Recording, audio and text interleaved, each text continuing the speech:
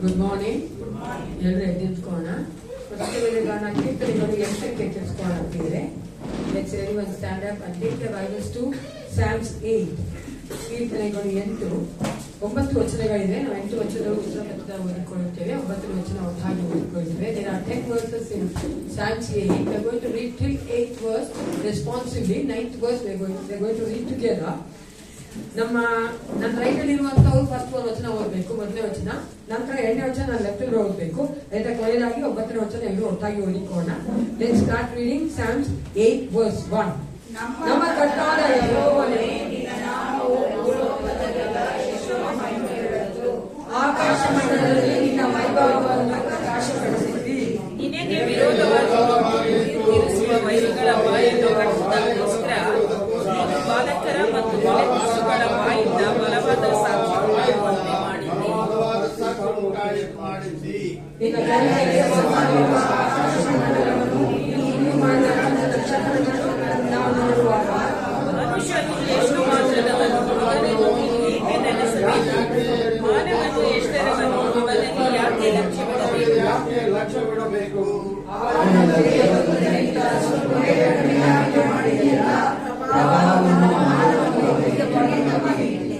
ನೀನು ಸೃಷ್ಟಿಸಿದ ಎಲ್ಲ ವಸ್ತುಗಳ ಮೇಲೆ ಪ್ರಭುತ್ವವನ್ನು ಅವನಿಗೆ ಅನುಸರಿಸಿದ್ದಿ.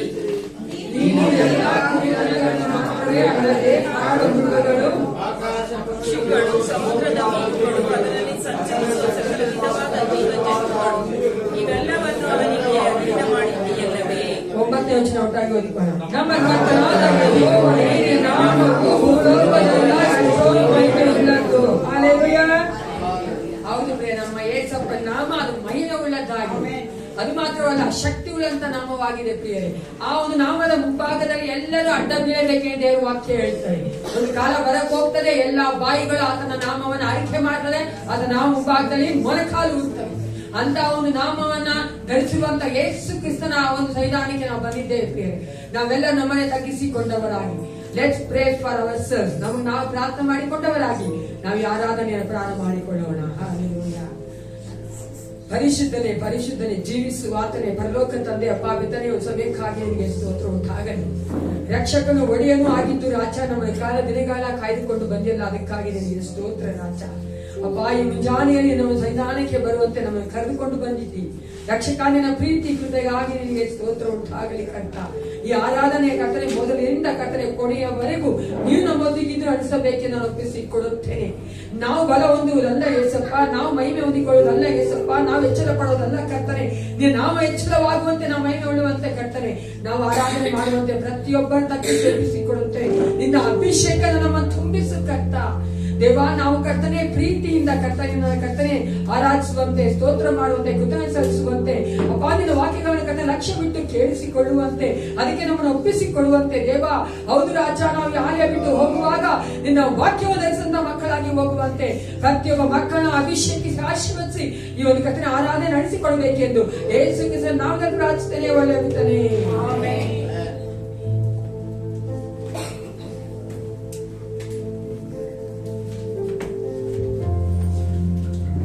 ಕರ್ತನನ್ನು ನಿರೀಕ್ಷಿಸಿ ಆತನ ಸನ್ನಿಧಾನದಲ್ಲಿ ಬಂದಿರುವಂತಹ ನಮ್ಮನ್ನು ಕರ್ತನ ದೃಷ್ಟಿ ಇಷ್ಟು ನೋಡುವಂತವನಾಗಿದ್ದಾನೆ ಪ್ರಿಯರೇ. ಆತನನ್ನು ನಾವು ಆಧರಿಸಿ, ಆತನನ್ನು ನಾವು ಅಪೇಕ್ಷಿಸಿ ಬರುವಾಗ ಆತನು ನಮ್ಮನ್ನು ನಿರಾಶೆಗೊಳಿಸದೆ, ಆತನು ನಮ್ಮನ್ನು ಕೈ ಬಿಡದೆ ನಡೆಸುವಂತ ದೇವನಾಗಿದ್ದಾನೆ. ಉನ್ನತನಾದಂತ ದೇವನನ್ನು ನಾವು ಈ ಒಂದು ಸಮಯದಲ್ಲಿ ನಂಬಿ ಇಲ್ಲಿ ಒಂದು ಸ್ಥಳದಲ್ಲಿ ಬಂದಿರುವಾಗ ಆತನನ್ನು ಆರಾಧಿಸುವ ಹಾಗೆ, ಉನ್ನತನೇ ನಿನ್ನನ್ನೇ ಎಂಬ ಹಾಡಿನಿಂದ ನಾವು ಆತನ ಸನ್ನಿಧಾನದಲ್ಲಿ ಬರೋಣ.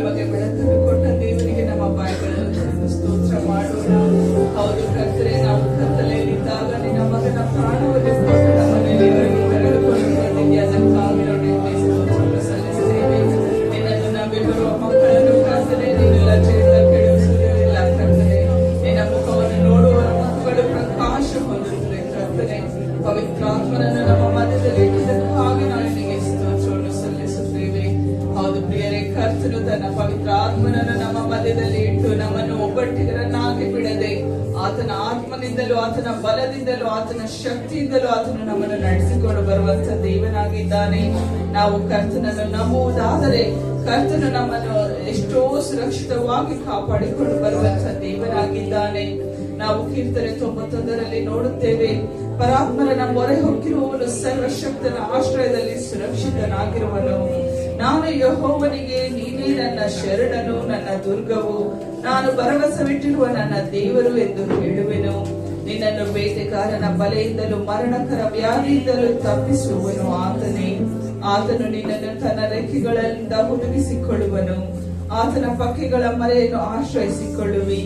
ಆತನ ಸತ್ಯತೆಯೇ ನಿನಗೆ ಕೇಡ್ಯವೂ ಗುರಾಣಿಯೂ ಆಗಿದೆ. ಹೌದು, ನಮ್ಮ ಆಶ್ರಯ ದುರ್ಗವು, ನಮ್ಮ ಕೇಡ್ಯವೂ ಗುರಾಣಿಯೂ ಆದ ದೇವರನ್ನು ನಾವು ಸ್ತುತಿಸುವ ಹಾಗೆ ನಾವೆಲ್ಲರೂ ಒಂದು ಸಮಯದಲ್ಲಿ ಕುಳಿತುಕೊಂಡು ನನ್ನೇಸುವೆ ಓ ನನ್ನ ಪ್ರಭುವೆ ಎಂಬ ಹಾಡಿನಿಂದ ನಮ್ಮ ದೇವರನ್ನು ಕೊಂಡಾಡೋಣ.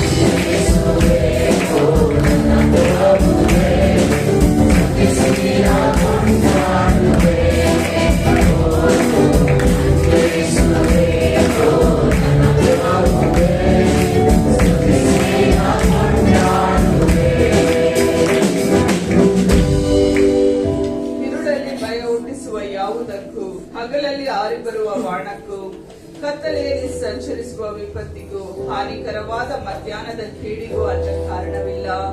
ನಿನ್ನ ಮಗುಲಲ್ಲಿ 1000 ಜನರು, ನಿನ್ನ ಬಲಗಡೆಯಲ್ಲಿ 10,000 ಜನರು ಸತ್ತು ಬಿದ್ದರು, ನಿನಗೇನು ತಟ್ಟದು. ನೀನು ಅದನ್ನು ಕಣ್ಣಾರೆ ಕಂಡು ದುಷ್ಟರಿಗೆ ಪ್ರತಿದಂಡನೆ ಉಂಟೆಂಬುದಕ್ಕೆ ಸಾಕ್ಷಿಯಾಗಿರುವಷ್ಟೇ. ಯೆಹೋವನೇ ನನ್ನ ಶರಣನು. ಹೌದು ಪ್ರಿಯರೇ, ಆತನನ್ನು ನಾವು ಆತನನ್ನು ಮೊರೆ ಹೊಕ್ಕುವಾಗ ನಮಗೆ ಯಾವ ಭಯವು ನಮ್ಮನ್ನು ಕದಲಿಸುವುದಿಲ್ಲ. ಏಕೆಂದರೆ ನಮ್ಮ ಜೀವಿಸುವಂತ ದೇವರು ನಮ್ಮ ವಿಮೋಚಕನಾಗಿ ನಮ್ಮನ್ನು ಕಾಪಾಡುವಂತ ದೇವನಾಗಿದ್ದಾನೆ. ಅಂತ ದೇವನನ್ನು ನಾವು ಕೊಂಡಾಡುವ ಹಾಗೆ ಮತ್ತು ಭಯವನ್ನು ನಮ್ಮ ಹೃದಯದಿಂದ ತೆಗೆದು ಹಾಕುವ ಹಾಗೆ, ಭಯವು ನನ್ನ ಕದಲಿಸದು ಎಂಬ ಹಾಡಿನಿಂದ ನಾವು ಆತನನ್ನು ಘನಪಡಿಸೋಣ.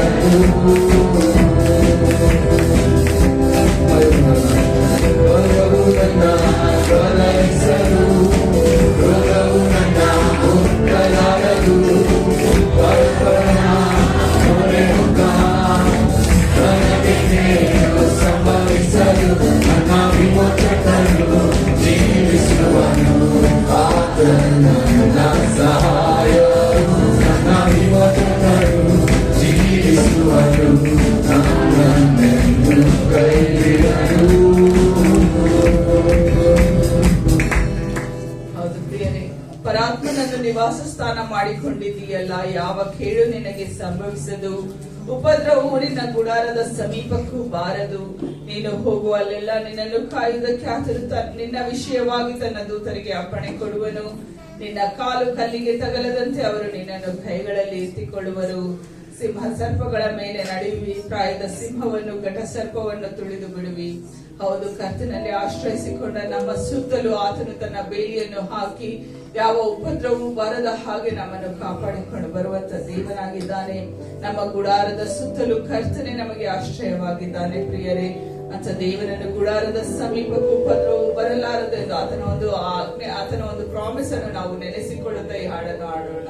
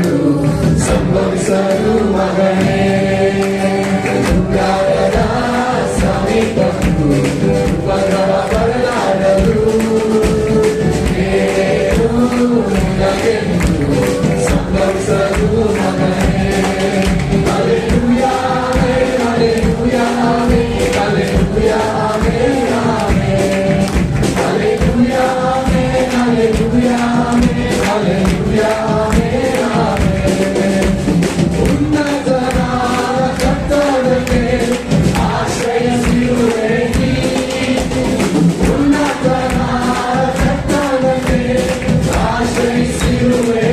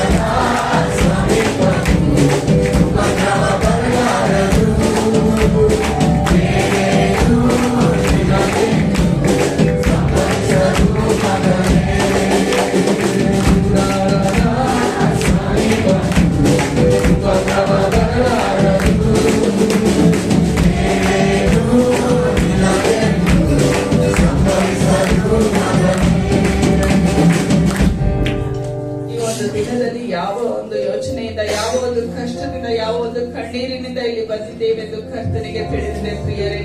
ಆತನು ಹೇಳುತ್ತಾನೆ, ಭಯಪಡಬೇಡ, ನಂಬಿಕೆ ಮಾತ್ರ ಇರಲಿ ಎಂದು. ಹೌದು, ನಾವು ಆತನನ್ನು ನಂಬುವಾಗ ನಮ್ಮ ಒಂದು ಹೃದಯದ ನೋವುಗಳನ್ನು ಕರ್ತನು ನೋಡುವಂತವನಾಗಿದ್ದಾನೆ. ತಂದೆಯಾದ ಆತನು ನಿಮ್ಮನ್ನು ಕರೆಯುತ್ತಾನೆ ಪ್ರಿಯರೇ. ನಿಮ್ಮ ಎಲ್ಲಾ ಚಿಂತ ಭಾರಗಳನ್ನು ಆತನ ಮೇಲೆ ಹಾಕುವಾಗ ಆತನು ನಿಮಗೆ ವಿಶ್ರಾಂತಿಯನ್ನು ಕೊಡಲು ಕಾಯುತ್ತಿದ್ದಾನೆ. ಆತನು ತನ್ನ ಭಕ್ತರಿಗೆ ಹೀಗೆ ಹೇಳುತ್ತಾನೆ, ಅವನು ನನ್ನಲ್ಲಿ ಆಸಕ್ತನಾಗಿರುವುದರಿಂದ ಅವನನ್ನು ರಕ್ಷಿಸುವೆನು, ನನ್ನ ನಾಮವನ್ನು ಅರಿತವನಾದುದರಿಂದ ಅವನನ್ನು ಉದ್ಧರಿಸುವೆನು. ಅವನು ನನಗೆ ಮೊರೆ ಇಡುವಾಗ ಸದುತ್ತರವನ್ನು ದಯಪಾಲಿಸುವೆನು. ಇಕ್ಕಟ್ಟಿನಲ್ಲಿ ಹತ್ತಿರವಿದ್ದು ಆತನನ್ನು ತಪ್ಪಿಸಿ ಘನಪಡಿಸುವೆನು. ದೀರ್ಘಾಯುಷ್ಯನ್ನು ಅನುಗ್ರಹಿಸಿ ಅವನನ್ನು ತೃಪ್ತಿಪಡಿಸುವೆನು. ನನ್ನ ವಿಶೇಷವಾದ ರಕ್ಷಣೆಯನ್ನು ತೋರಿಸುವೆನು. ಹೌದು, ನಿಮ್ಮ ಕಷ್ಟಗಳಲ್ಲಿ, ನಿಮ್ಮ ಕಣ್ಣೀರುಗಳಲ್ಲಿ ಕರ್ತನು ಒಂದು ವಿಶೇಷವಾದ ರಕ್ಷಣೆಯನ್ನು ತೋರಿಸುತ್ತಾನೆ. ಆತನ ಪಾದದಲ್ಲಿ ನಾವು ಬೇಡಿಕೊಳ್ಳುವಾಗ ತಂದೆಯಾದ ದೇವರು ನಮಗೆ ಮನಮರುಗಿ ಆತನು ತನ್ನ ವರಗಳನ್ನು ಕೊಡುವಂತ ದೇವನಾಗಿದ್ದಾನೆ ಪ್ರಿಯರೇ. ನಮ್ಮ ಜೀವಿತದಲ್ಲಿ ನಾವು ನೋಡುವಾಗ ನಾವು ಪ್ರಾರ್ಥನೆ ಮಾಡುವುದಕ್ಕಿಂತಲೂ ಅಪೇಕ್ಷಿಸುವುದಕ್ಕಿಂತಲೂ ಹೆಚ್ಚಾಗಿ ಕರ್ತನು ಮಾಡುವಂತ ದೇವನಾಗಿದ್ದಾನೆ. ನಮ್ಮ ಪ್ರಾರ್ಥನೆಯನ್ನು ಕೇಳಿ ನಮ್ಮ ಕಣ್ಣೀರುಗಳನ್ನು ನೋಡುವಂತ ದೇವನನ್ನು ನಾವು ಆರಾಧಿಸುವ ಹಾಗೆ, ನಮಗೋಸ್ಕರ ಯುದ್ಧ ಮಾಡುವಂತ ದೇವನನ್ನು, ರಕ್ಷಕನನ್ನು, ನಮಗೋಸ್ಕರ ಜೀವ ಕೊಟ್ಟ ಪ್ರಭುವನ್ನು ನಾವು ಆರಾಧಿಸುವ ಹಾಗೆ, ಪ್ರಾರ್ಥನೆ ಕೇಳುವ ದೇವ ಉತ್ತರ ಕೊಡುವವನೇ ಎಂದು ಆತನಲ್ಲಿ ನಿಮ್ಮ ಎಲ್ಲಾ ಪ್ರಾರ್ಥನಾ ವಿಜ್ಞಾಪನೆಗಳನ್ನು ಕರ್ತನಿಗೆ ಒಪ್ಪಿಸಿಕೊಡಿ ಪ್ರಿಯರೇ.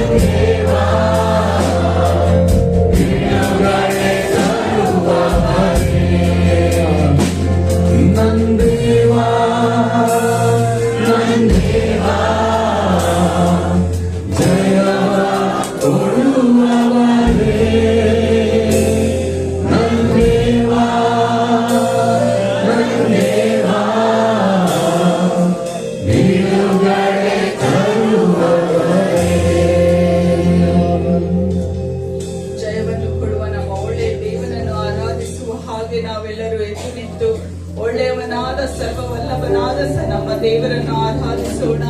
ಆತನೇ ನಮ್ಮ ರಕ್ಷಕನು, ಆತನೇ ನಮ್ಮ ಪರಿಹಾರಿಯು, ಆತನೇ ನಮ್ಮ ತಂದೆಯು ತಾಯಿಯು ಎಲ್ಲವೂ ಆಗಿದ್ದಾನೆ ಪ್ರಿಯರೇ. ಹೌದು, ಆತನೇ ಒಂದು ಒಳ್ಳೆಯ ಸ್ನೇಹಿತನಾಗಿದ್ದಾನೆ. ಆತನು ನಮಗೋಸ್ಕರ ಚಿಂತಿಸುವಂತ ದೇವನಾಗಿದ್ದಾನೆ. ಉನ್ನತನಾದಂತ ದೇವರನ್ನು ನಾವು ಆರಾಧಿಸುವ ಹಾಗೆ ಒಂದು ಸಮಯದಲ್ಲಿ ನಾವೆಲ್ಲರೂ ಬಾಯಿಗಳನ್ನು ತೆರೆದು ಪ್ರಾರ್ಥನೆಗೆ ಉತ್ತರ ಕೊಡುವ ದೇವರನ್ನು ನಾವು ಸ್ತುತಿಸೋಣ. ಸ್ತೋತ್ರ ಕರ್ತನೆ, ಕರ್ತನೆ ನೀನು ನಮ್ಮನ್ನು ಕರ್ತನೆ ಎಷ್ಟಾಗಬೇಕು ಎಲ್ಲ ಕರ್ತನೆ, ಇನ್ನೆಲ್ಲ ಕರ್ತನೆ ನಾವು ಸಕಲವನ್ನು ಉಳಿದುಕೊಂಡಿದ್ದೇವೆ ಕರ್ತನೆ. ನಮ್ಮಲ್ಲಿರುವ ಎಲ್ಲವೂ ನಮ್ಮ ಚಾತುರ್ಯದಿಂದ ಬಂದ ಒಂದು ಕೃಪೆಯಾಗಿದೆ ಕಾರಣಗಳಿಗೆ ಸ್ತೋತ್ರವಾಗಿ ಸಲ್ಲಿಸುತ್ತೇವೆ. ನಾವು ನಿಂತಿರುವ ಕರ್ತನೆ, ನಾವು ಪೀಡದಲ್ಲಿರುವ ಕರ್ತನೆ, ನಿನ್ನ ಶೀಲ ಕೃಪೆಯಿಂದ ನಾವು ಕರ್ತನೆ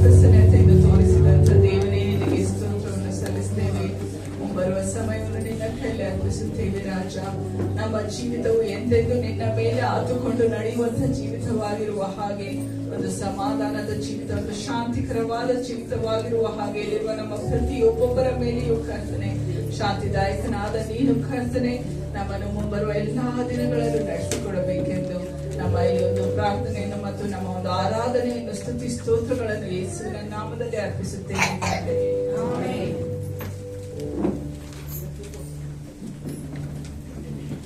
ನಾವು ನಿಂತಿರುವಂತ ನಮ್ಮ ಎಫೆಸರ್ ಬರೆದ ಪತ್ರಿಕೆ 5ನೇ ಅಧ್ಯಾಯಕ್ಕೆ ತೋರಿಸ್ಕೋಣ. As we are standing, let's turn our Bibles to Ephesians chapter 5.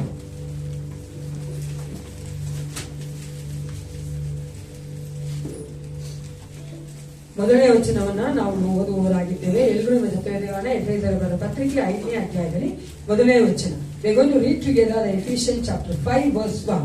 ಎಲ್ಲರೂ ಒಟ್ಟಾಗಿ ಓದೋಣ. ಶ್ರಮಿಸಿದ್ದಾನಲ್ಲ, ಆದ್ದರಿಂದ ದೇವರ ಪ್ರಿಯರಾದ ಮಕ್ಕಳಿಗೆ ತಕ್ಕ ಹಾಗೆ ಆತನ ಅನುಸರಿಸುವವರಾಗಿರಿ.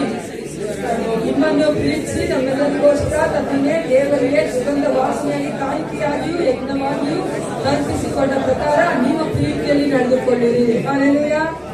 ದೇವರ ವಾಕ್ಯಗಳನ್ನು ಆಶೀರ್ವದಿಸಿ. ಎಲ್ಲರೂ ಕೂತ್ಕೊಳ್ಳಿ. ಸಂಡೇ ಸ್ಕೂಲ್ ಮಕ್ಕಳಿಗೆ ಕಾಣಿಕೆ ಸಮಯ.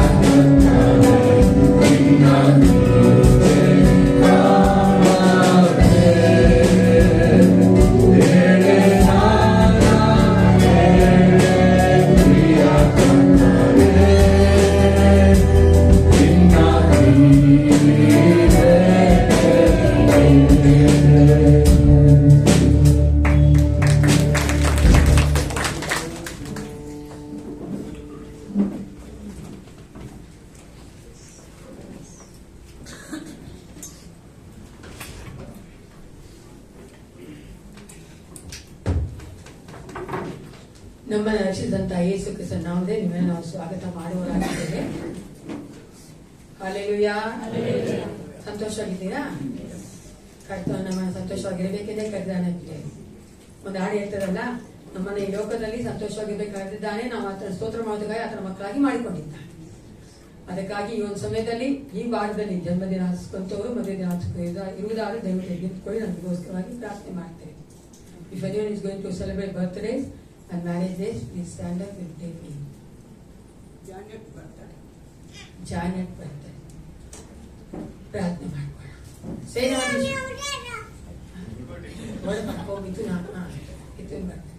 ಪರಿಶುದ್ಧನೇ, ಸೈನ್ಯಗಳ ಕರ್ತನೆ, ಪರಲೋಕ ತಂದೆಯ ಬಾಪಿತನೇ, ಒಂದು ಸಮಯಕ್ಕಾಗಿ ನಿಮಗೆ ಸ್ತೋತ್ರ ಉಂಟಾಗಲಿ.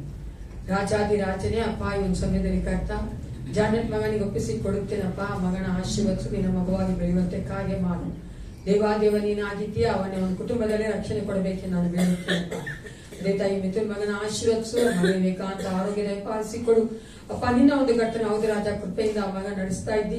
ಇದು ಹೆಚ್ಚಾಗಿ ಕರ್ತನೆ ಆ ಮಗ ನಿನ್ನ ಕರ್ತನೆ ಅಂಗೀಕರಿಸಿಕೊಳ್ಳುವಂತೆ, ನಿನ್ನ ಮಾರ್ಗದಲ್ಲಿ ನಡೆಯುವಂತೆ ಯೇಸಪ್ಪ, ಎಲ್ಲಕ್ಕಿಂತ ಹೆಚ್ಚಾಗಿ ರಾಜ ನಿನಗಾಗಿ ಕರ್ತನೆ ದೃಢವಾಗಿ ಬಲವಾಗಿ ನಿಲ್ಲುವಂತೆ ನೀ ಕಾರ್ಯ ಮಾಡಬೇಕೆ ನಾನು ಬೇಡುತ್ತೇನೆ. ಆ ಮಗನ ಹೋಗೋಣ ಮಗನ ಆಶೀರ್ವದಿಸು ಅಪ್ಪ. ರಥದ ಕೋಟೆಯ ಮಗನ ಮುಚ್ಚಿ ಮರೆ ಮಾಡು. ನೀನು ಕಾಯುವಂತ ದೇವನಾಗಿದ್ದು ಬಿಡುಗಡೆಯ ನಾಯಕನಾಗಿ ಮಗನ ಜೀವಿತ ಜೀವಿಸಬೇಕು ನಾನು ಬೇಡುತ್ತೇನೆ. ಅದೇ ತಾಯಿ ಕರ್ತನೆ, ನಾವು ಕೊಟ್ಟಿರುವಂತಹ ಈ ಕಾಣಿಗಳ ದಶಭಾಗನ ಆಶೀರ್ವದಿಸು ಕರ್ತ. ಅದು ಕರ್ತ ನಿನ್ನ ಒಂದು ಮಹಿಮೆಗೋಸ್ಕರ ಉಪಯೋಗಿಸಲ್ಪಡುವಂತೆ ಕಾರ್ಯಗಳನ್ನ ಮಾಡಬೇಕೆ ನಾನು ಒಪ್ಪಿಸಿಕೊಡುತ್ತೇನೆ. ಕೊಟ್ಟಿರುವಂತ ನಾವೆಲ್ಲರೂ ಯೇಸಪ್ಪ ನಿನ್ನ ವಾಗ್ದಾನಕ್ಕೆ ಬೇರೆಯಾಗಿ ಕರ್ತನೆ ಹೌದರಾದ ಕೊಡಿರಿ, ಕೊಡಲ್ಪಡುತ್ತ ನಿನ್ನ ವಾಕ್ಯ ಹೇಳುವಂತೆ ನಾವು ಕೊಟ್ಟಿರುವಂತ ಈ ಒಂದು ಕಾಣಿಗಳು ರಾಜ ದಶಭಾಗಗಳ ಮೂಲಕವಾಗಿ ನಾವು ಇನ್ನೂ ಹೆಚ್ಚಾಗಿ ಆಶೀರ್ವಾದ ಹೊಂದಿಕೊಳ್ಳುವಂತೆ ದೇವ. ಅದು ಮಾತ್ರವಲ್ಲ ಯೇಸಪ್ಪ, ಅನೇಕರಿಗೆ ಸಹಾಯ ಮಾಡುವಂತ ಮಕ್ಕಳಾಗಿ, ಆರ್ಥಿಕವಾಗಿ ಅನೇಕರಿಗೆ ಹೌದು ರಾಜ ನಾವು ಕೊಡುವಂತ ಮಕ್ಕಳಾಗಿ ನೀನೇ ಕರ್ತನೆ ಬದಲಾಯಿಸಿ ಪ್ರತಿಯೊಬ್ಬರನ್ನು ಆಶೀರ್ವದಿಸಿ ಬಲಪಡಿಸಿ ನಡೆಸಿಕೊಳ್ಳಬೇಕೆಂದು ವಾಕ್ಯದ ಮೂಲಕವಾಗಿ ನಮ್ಮೊಟ್ಟಿಗೆ ಮಾತನಾಡಬೇಕೆಂದು ಯೇಸು ಕ್ರಿಸ್ತನ ನಾಮದಲ್ಲಿ ಪ್ರಾರ್ಥಿಸುತ್ತೇನೆ. ಒಳ್ಳೆಯ ಪಿತನೇ,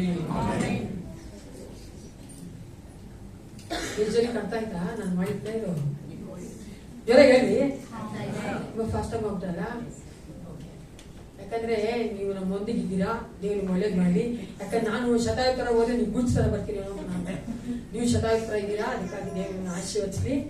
ಯಾಕಂದ್ರೆ ಅನೇಕ ಕಡೆಗಳು ನಾನು ಕೇಳಿದೀನಿ, ನಾನು ತುಂಬಾ ಫಾಸ್ಟ್ ಆಗಿ ಮಾಡ್ತೀನಿ ಅಂತಾರೆ. ಆದ್ರೂ ನಾನು ಹೇಳಿದೆ ನಾನು ಮಾಡ್ತಾ ಇದ್ದೀನಿ, ನಮ್ಮ ಮಕ್ಳಿಗೆ ಅರ್ಥ ಆಗ್ತಾ ಇದೆ ಅಂತ. ಅವ್ರು ಹೇಳಿದ್ರು ಅಡ್ಜಸ್ಟ್ ಮಾಡ್ಕೊಂಡ್ಬಿಟ್ಟಿದ್ದಾರೆ ಆಂಟಿ. ಅರ್ಥ ಆಯ್ತಾ ಆಂಟಿ? ಈಗ ನಮ್ಮ ಟೈಟಸ್ ಅವ್ರ ಮುಂದೆ ಬಂದು ಅನೌನ್ಸ್ಮೆಂಟ್ ಹೋಗ್ಬೇಕು.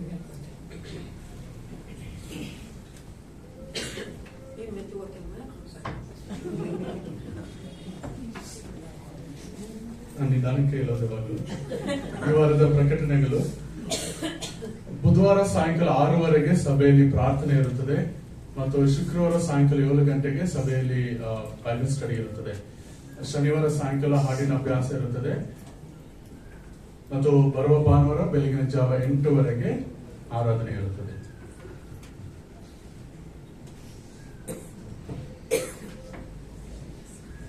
ಯಾವ ಒಂದು ಸ್ಪೆಷಲ್ ಅನೌನ್ಸ್ಮೆಂಟ್ ಇಲ್ಲ. ಆದ್ರೆ ನಾನು ನಿಮ್ಮ ಹತ್ರ ಒಂದು ಪ್ರಾರ್ಥನೆ ಕೇಳ್ಕೊಳ್ತಾ ಇದ್ದೇನೆ. ಈಗ ನಾವು ಯಾವ ಮಂತಲ್ಲಿ ಇದ್ದೇವೆ? ನ್ಯೂ ಇಯರ್ ಬರೋಕೆ ಇನ್ನು ಎಷ್ಟು ಮಂತ್ ಇದೆ? ಅದು ಗೊತ್ತಿಲ್ವೇನ್ರಿ? 3 months ಇದೆ ಅಲ್ವಾ? ನೀವು ಪ್ರಾರ್ಥನೆ ಮಾಡಿ ಪ್ರಾರಂಭಿಸಬೇಕು. ದೇವರು ತಾನೇ ನಮ್ಮ ಒಂದು ಸಭೆಗೆ ಆ ವಾಕ್ಯ ಕೊಡಬೇಕೆಂದಿದ್ದಾನೆ ಅಂತ. ದೇವರು ತಾನೇ ನಮ್ಮನ್ನ ಈ ಹೊಸ ವರ್ಷ 2026ನೇ ವರ್ಷದಲ್ಲಿ ನಮ್ಮನ್ನ ಯಾವ ರೀತಿ ನಡೆಸಬೇಕಂತಿದ್ದಾನೋ, ಯಾವ ವಾಕ್ಯದ ಮೂಲಕವಾಗಿ ನಮ್ಮನ್ನ ಕಟ್ಟಬೇಕಂತಿದ್ದಾನೋ ಅದರ ಮೂಲಕವಾಗಿ ದೇವರು ನಮ್ಮ ನಡೆಸಬೇಕಂತ 2026ನೇ ವರ್ಷದಲ್ಲಿ ಒಂದು ಅದ್ಭುತ ದೇವರು ನಮ್ಮ ಜೀವಿತದಲ್ಲಿ ಮಾಡಬೇಕು, ನಮ್ಮ ಸಭೆಯಲ್ಲಿ ಮಾಡ್ಬೇಕಂತ ಪ್ರಾರ್ಥನೆ ಮಾಡಬೇಕು ಪ್ರಿಯರೇ. ಆ ಒಂದು ಅದ್ಭುತ ಏನಂದ್ರೆ ನಮ್ಮ ಸಭೆಯ ಎಕ್ಸ್ಟೆನ್ಷನ್ಗೋಸ್ಕರವಾಗಿ. ಹಲ್ಲೆಲೂಯಾ. ಯಾಕಂದ್ರೆ ನಾವು ತುಂಬಾ ದಿನಗಳಿಂದ ವರ್ಷಗಳಿಂದ ನಾವು ಪ್ರಾರ್ಥನೆ ಮಾಡ್ತಾ ಇದ್ದೇವೆ. ದೇವರು 2026ನೇ ವರ್ಷದಲ್ಲಿ ನಮಗೆ ಒಂದು ಹೊಸ ಜಾಗವನ್ನ ಒಂದು ಕೊಡಬೇಕು, ಇಲ್ಲ ಈ ಒಂದು ಜಾಗವನ್ನೇ ಈ ಗೋಡೆಯನ್ನು ಆ ಕಡೆಗೆ ಕಲಿಬೇಕು ಅಂತ ದೇವರು ಮಾಡ್ಬೇಕೆಂಬ ಕಾರ್ಯಕ್ಕೋಸ್ಕರವಾಗಿ ನೀವು ಪ್ರಾರ್ಥನೆ ಮಾಡ್ಕೋಬೇಕು. ಎಲ್ಲರೂ ಪ್ರಾರ್ಥನೆ ಮಾಡ್ತೀರಾ? ನಿಮ್ಮ ಒಂದು ಪರ್ಸನಲ್ ಪ್ರೇಯರ್ಸ್ ಅಲ್ಲಿ ಮಾಡಿದ್ರೆ ಸಾಕು. ದೇವರು ನಮ್ಮ ಪ್ರಾರ್ಥನೆ ಕೇಳುವಂತ ದೇವನ ಆಗಿದ್ದಾರೆ. ಉತ್ತರಿಸ್ತಾರೆ. ತಡವಾಗ್ಬೋದು, ಆದ್ರೆ ಅದು ಉತ್ತರಿಸ್ತಾರೆ. ಅದಕ್ಕೋಸ್ಕರವಾಗಿ ನಂಬಿಕೆಯಿಂದ ನಾವೆಲ್ಲರೂ ಪ್ರಾರ್ಥನೆ ಮಾಡಿ ಕೇಳ್ಕೊಳ್ತೇನೆ. ಈಗ ನಮ್ಮದೇ ಅಂತ ರೆವರೆಂಡ್ ನೋಡ್ರಾಜ್ ಅವರು ಮುಂದೆ ಬಂದು ನಮ್ಮ ವಾಕ್ಯ ಹಂಚಿಕೊಳ್ಳೋರಾಗಿದ್ದಾರೆ. ನಾವೆಲ್ಲ ಕೈ ತಪ್ಪಾಯ್ತು.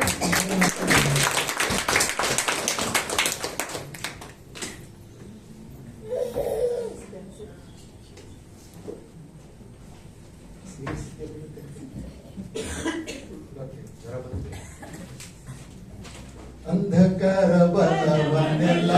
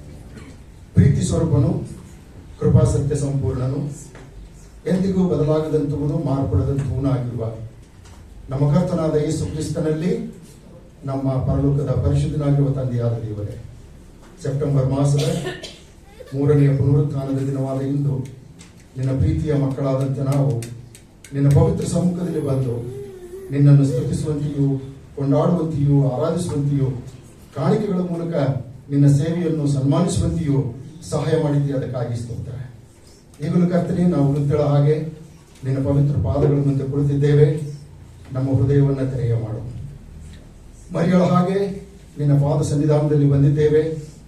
ನಾವು ಆರಿಸಿಕೊಳ್ಳಬೇಕಾದಂತಹ ಆ ಒಂದೇ ಒಂದು ಉತ್ತಮವಾದಂತಹ ಭಾಗವನ್ನು ಆರಿಸಿಕೊಳ್ಳಲು ಸಹಾಯ ಮಾಡು. ಪ್ರಾರ್ಥನೆ ಕೇಳಿದ್ದಕ್ಕಾಗಿ ಸ್ತೋತ್ರ. ನಮ್ಮೆಲ್ಲರನ್ನು ನಿನ್ನ ಪವಿತ್ರ ಹಸ್ತಗಳಲ್ಲಿ ಒಪ್ಪಿಸಿಕೊಟ್ಟೆ ಈ ಪ್ರಾರ್ಥನೆಯನ್ನು ಯೇಸುವಿನ ನಾಮದಲ್ಲಿ ದೀನತೆಯಿಂದ ಬೇಡಿ ಹೊಂದಿದ್ದೇವೆ ನಮ್ಮ ತಂದೆಯೇ. ಈ ಬೆಳಗಿನ ಜಾವದಲ್ಲಿ ನಮಗೆ ಜಯವನ್ನು ಕೊಟ್ಟಂತ ಕರ್ತನಾದ ಯೇಸು ಕ್ರಿಸ್ತನ ನಾಮದಲ್ಲಿ ತಂದೆಯಾದಂಥ ದೇವರಿಗೆ ನಾನು ಸ್ತುತಿ, ಸ್ತೋತ್ರ, ಕೊಂಡಾಟಗಳನ್ನು ಸಲ್ಲಿಸುತ್ತೇನೆ. ಎರಡನೇದಾಗಿ ಈ ದಿವಸ ನಿಮ್ಮ ಮಧ್ಯದಲ್ಲಿ ಕರ್ತನ ವಾಕ್ಯ ಹಂಚಿಕೊಳ್ಳುವುದಕ್ಕಾಗಿ ಅವಕಾಶ ಮಾಡಿಕೊಟ್ಟಂತ ಹಿರಿಯ ಸಭಾಪಾಲಕರಿಗೂ, ಸಭಾಪಾಲಕ ಸಮಿತಿಯವರಿಗೂ ನಾನು ವಂದಿಸುವಂತವನಾಗಿದ್ದೇನೆ. ಹಾಗೂ ಕುಳಿತುಕೊಂಡಿರ್ತಕ್ಕಂಥ ನಿಮ್ಮೆಲ್ಲರಿಗೂ ನಾನು ಕರ್ತನ ನಾಮದಲ್ಲಿ ಕುಟುಂಬದ ಪರವಾಗಿ ಪ್ರೀತಿಯಿಂದ ವಂದಿಸುತ್ತೇನೆ. ಮತ್ತು ಆನ್ಲೈನ್ ಮೂಲಕವಾಗಿ ಯಾರೆಲ್ಲ ಈ ದಿವಸ ವಾಕ್ಯಗಳನ್ನು ಕೇಳಿಸಿಕೊಳ್ತೀರೋ ಅವರೆಲ್ಲರಿಗೂ ಕೂಡ ನಾನು ಕರ್ತನ ನಾಮದಲ್ಲಿ ಶುಭಗಳನ್ನು ಹಾರೈಸುವಂತವನಾಗಿದ್ದೇನೆ. ಕರ್ತನಲ್ಲಿ ಪ್ರಿಯರೇ, ನಮ್ಮ ದೇಶದಲ್ಲಿ ಒಂದು ಆಚರಣೆ ಇದೆ, ನಿಮ್ಮೆಲ್ಲರಿಗೂ ಗೊತ್ತಿದೆ. ಹಸುಗಳಿಗೆ ಪೂಜೆ ಮಾಡ್ತಾರೆ. ಯಾಕೆ ಪೂಜೆ ಮಾಡ್ತಾರೆ ನಿಮ್ಮೆಲ್ಲರಿಗೂ ತಿಳಿದಿರ್ತಕ್ಕಂಥ. ಆದ್ರೆ ಒಂದು ಚಿಕ್ಕದಾದಂಥ ಪಟ್ಟಣ, ಅಷ್ಟೇನು ದೊಡ್ಡದು ಅಲ್ಲ, ಅಷ್ಟೇನು ಚಿಕ್ಕದಲ್ಲ, ಸಾಮಾನ್ಯವಾದಂಥ ಒಂದು ಪಟ್ಟಣ. ಅದರಲ್ಲಿ ಒಬ್ಬ ಸ್ತ್ರೀ ಡೈಲಿ ಒಂದು ಹೋರಿಗೆ ಪೂಜೆ ಮಾಡ್ತಾ ಇದ್ರು. ಹೋರಿ ಅಂದ್ರೆ ಗೊತ್ತಾಗ್ತದಲ್ಲ, ಗೂಳಿ, ಹುಲ್. ಒಂದು ದಿವಸ ಒಬ್ಬ ಹಿರಿಯರು ಅದನ್ನು ಗಮನಿಸಿದ್ರು. ಅಲ್ವೇ, ಎಲ್ಲರೂ ಹಸು ಪೂಜೆ ಮಾಡ್ತಾರೆ, ನೀನೇನು ಹೋಗಿ ಹೋಗಿ ಈ ಗೂಳಿಗೆ ಪೂಜೆ ಮಾಡ್ತಾ ಇದೆಯಲ್ಲ ಅಂತ ಕೇಳ್ತಾರೆ. ಮೇ ಬಿ ನಿನಗೇನಾದ್ರೂ ಹಸು ಮತ್ತು ಗೂಳಿಯಲ್ಲಿ ವ್ಯತ್ಯಾಸ ಗೊತ್ತಿರ್ಲಿಕ್ಕಿಲ್ವಾ? ಎಲ್ಲ ಸ್ವಾಮಿ ಗೊತ್ತಿದೆ, ನಾನು ಉದ್ದೇಶಪೂರ್ವಕವಾಗಿ ಈ ಗೂಳಿಗೆ ಪೂಜೆ ಮಾಡ್ತಾ ಇದ್ದೀನಿ. ಯಾಕೆ, ಏನು ಅಂತ ಹೇಳಿ ಕೇಳ್ತಾರೆ. ಅದಕ್ಕೆ ಅವ್ರು ಹೇಳ್ತಾರೆ, ಈ ಗೂಳಿದಿಂದಲೇ ನಮ್ಮ ಮನೆ ನಡೀತಾ ಇದೆ. ಅದ ಹೆಂಗೆ ಅಂತ ಕೇಳ್ತಾನೆ ಅವನು. ಅದೇ ಹೆಂಗೆ ಅಂತ ಹೇಳ್ತಂದ್ರೆ, ನನ್ನ ಮನೆಯವರು ಮೂಳೆಗಳ ಡಾಕ್ಟ್ರು. ಈ ಗೂಳಿ ಯಾರ್ಯಾರಿಗೆಲ್ಲ ಗುತ್ತದೋ ಅವರು ಹೋಗಿ ನಮ್ಮ ಡಾಕ್ಟರ್.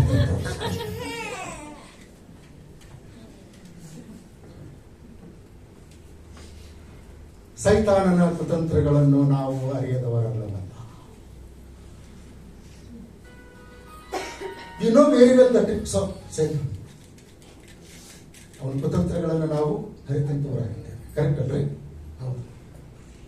ಅದಕ್ಕಾಗಿ ಸೈತಾನ ಏನ್ ಮಾಡ್ತಾನೆ, ಯೋಸೇಫನಿಗೆ ಐಗುಪ್ತ ದೇಶದ ಸರ್ವಾಧಿಕಾರ ಕೊಟ್ಟ ಮೇಲೆ ಅವರಿಗೆ ಅಲ್ಲಿರ್ತಕ್ಕಂಥ ಒಬ್ಬ ಆಚಾರನ ಮಗಳನ್ನು ಮದುವೆ ಮಾಡಿಸ್ತಾನೆ. ದೇವರ ವಾಕ್ಯದಲ್ಲಿ ಇದೆ. ಅದ್ರ ಹಿಂದಿನ ಉದ್ದೇಶ ಮಾತ್ರ, ಆ ಆಚಾರ್ಯನ ಮಗಳು ಯೋಸೇಫನನ್ನ ಐಗುಪ್ತ ದೇಶದ ದೇವರುಗಳನ್ನು ಪೂಜಿಸುವುದಕ್ಕಾಗಿ ಪ್ರೇರೇಪಿಸಬೇಕು ಅಂತ. ಶದ್ರಕ್, ಮೆಷಕ್, ಅಬೇದ್ನೆಗೋ, ದಾನಿಯೇಲ ನಿಮ್ಮೆಲ್ಲರಿಗೂ ಚಿರಪರಿಚಿತ ಅಂತಂದ ವ್ಯಕ್ತಿಗಳು. ಕರೆಕ್ಟ್ ಅಂದ್ರೆ ಇವ್ರ ಹೆಸರು ಮೊದಲು ಇದ್ರಿರ್ಲಿಲ್ಲ, ಬೇರೆ ಇತ್ತು. ಏನಿತ್ರಿ? ಮಿಶಾಯೇಲ, ಅಜರ್ಯ, ಹನನ್ಯ, ಬೇಲ್ಶಚ್ಚರ ಅಂತ. ಆದ್ರೆ ಅವನೇನ್ ಮಾಡ್ತಾನೆ, ನೆಬೂಕದ್ನೆಚ್ಚರ ಎಲ್ಲರ ಹೆಸರುಗಳನ್ನ ಬಾಬೇಲಿನ ದೇವತೆಗಳಿಗೆ ಸಂಬಂಧಪಟ್ಟಂತವುಗಳಾದ ಕಾರಣ ಆ ಹೆಸರುಗಳನ್ನು ಇಟ್ಬಿಡ್ತಾನೆ.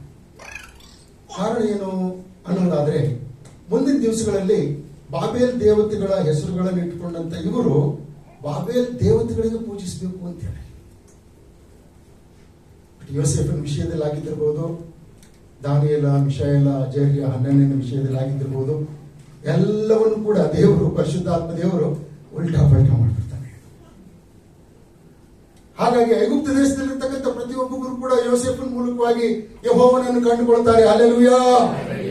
ಅದೇ ರೀತಿಯಿಂದ ಮಿಶಾಯೇಲ, ಅಜರ್ಯ, ಹನನ್ಯ, ದಾನಿಯೇಲರ ಮೂಲಕವಾಗಿ ಬಾಬೇಲ್ ಸಂಸ್ಥಾನದವರು ಪಾರ್ಸಿಯ ದೇಶದವರು ಯೆಹೋವನನ್ನು ಕಂಡುಕೊಳ್ಳುವುದಕ್ಕೆ ಸಾಧ್ಯತೆ ಉಂಟಾಗ್ತದೆ. ಈ ದಿವಸಗಳಲ್ಲಿ ಕೂಡ ಸೈತಾನನು ಫಸ್ಟ್ ಹಿಡಿಯೋದೇ ಯವನಸ್ಥರಿಗೆ, ಅದು ಯವನಸ್ಥ ಗಂಡು ಹೆಣ್ಣು ಮಕ್ಕಳಿಗೆ, ಕಪಲ್ಸ್ಗಳಿಗೆ. ಆಮೇಲೆ ನುರಿತಂತ ವಿಶ್ವಾಸಿಗಳಿಗೆ ಯಾಕೆ ಹಿಡಿತಾನೆ ಅಂತ ಹೇಳ್ತಂದ್ರೆ, ಇವರಿಗೆ ಗಾಯಪಡಿಸುವುದಕ್ಕಾಗಿ ಅಲ್ಲ, ಶರೀರದ ಮೇಲೆ ಬಾಧೆ ಉಂಟು ಮಾಡುವುದಕ್ಕಾಗಿ ಅಲ್ಲ, ಯೋಬನಿಗೆ ಯಾವ ಆನೆಗಳಿಗೆ ಬರುವಂತ ಕುಷ್ಠರೋಗವನ್ನು ಬರಮಾಡಿದನೋ ಅಂತ ಕುಷ್ಠರೋಗವನ್ನು ಬರಮಾಡಿ ಪೀಡಿಸುವುದಕ್ಕೋಸ್ಕರವಾಗಿ ಕೂಡ ಅಲ್ಲ. ಸೊ ದೇವರ ಮಕ್ಕಳಾದಂಥ ವಯಸ್ಸಾದವರಿಗೂ ಸರಿ, ಮಕ್ಕಳಿಗೂ ಸರಿ, ಎಲ್ಲರಿಗೂ ಸರಿ ಅವನು ಯಾಕೆ ಹಿಡಿತಾನೆ ಅಂತ ಹೇಳಿದ್ರೆ, ಆತ್ಮಗಳನ್ನು ನಷ್ಟಪಡಿಸುವುದಕ್ಕೆ, ಟು ಡೆಸ್ಟ್ರಾಯ್ ದೇರ್ ಸೋಲ್ಸ್. ಇವತ್ತಿನ ದಿವಸಗಳಲ್ಲಿ ಅದೆಷ್ಟೋ ಯವನಸ್ಥ ಮಕ್ಕಳನ್ನು ನೀವು ನೋಡ್ತೀರಿ, ಭಾನುವಾರ ಆರಾಧನೆಯಲ್ಲಿ ಮಾತ್ರ ಬಂದು ಆರಾಧಿಸುತ್ತಾರೆ. ಆದರೆ ಮಿಕ್ಕ ದಿವಸಗಳಲ್ಲಿ ಮನೆಯಲ್ಲಿ ಏನ್ ಮಾಡ್ತಾರೋ ಯಾರಿಗೂ ಗೊತ್ತಿಲ್ಲ. ಕುಟುಂಬ ಪ್ರಾರ್ಥನೆ ಮಾಡ್ತೀರಾ ಅಂತ ಹೇಳಿ ಕೇಳ್ರಿ, ಟೈಮ್ ಸಿಗಂಗಿಲ್ರಿ ಅಂತ. ಬೈಬಲ್ ಓದಿತೀರಾ ಅಂತ ಹೇಳಿ ಕೇಳ್ರಿ, ಅಯ್ಯೋ ಮೊಬೈಲ್ ನಲ್ಲಿ ಇರ್ತದೆ ಯಾವಾಗ ನೋಡ್ತಾ ಇರ್ತೀನಿ ಅಂತ ಹೇಳ್ತಾರೆ. ಯಾವ್ದಾದ್ರು ಆಧ್ಯಾತ್ಮಿಕ ಕೂಟಗಳಿಗೆ ಹಾಜರಾಗ್ತೀರಾ ಅಂತ ಹೇಳಿ ಕೇಳ್ರಿ, ಅದಕ್ಕೆಲ್ಲ ಎಲ್ಲೈತ್ರಿ ಟೈಮು, ನಮಗೆ ರಜಾನೇ ಸಿಗಂಗಿಲ್ಲ ಅಂತ ಹೇಳ. ಅಷ್ಟು ಅಲ್ಲದೆ ವೃದ್ಧಾಪ್ಯದಲ್ಲಿ ಇರ್ತಕ್ಕಂಥವ್ರ ಬಗ್ಗೆಯೂ ಕೂಡ ಅವರು ಕೂಡ ಹಾಗೆ ಹೇಳ್ತಾರೆ, ಸರ್ ಇರೋ ತನಕ ನಾನು ಹೆಂಡತಿ ಮಕ್ಕಳಾಯ್ತು, ಮೊಮ್ಮಕ್ಕಳು ಬಂದ್ಬಿಟ್ಟಾರ, ಅವ್ರಿಗೆ ಯಾರು ನೋಡ್ಕೊಳ್ತಾರೆ ಅಂತ.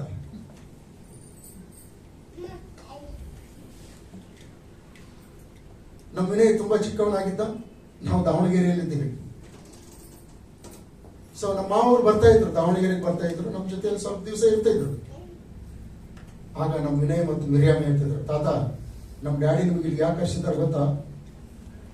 ಯಾಕಮ್ಮ ಯಾಕೆ ಕರ್ಸಿದ್ದಾರೆ?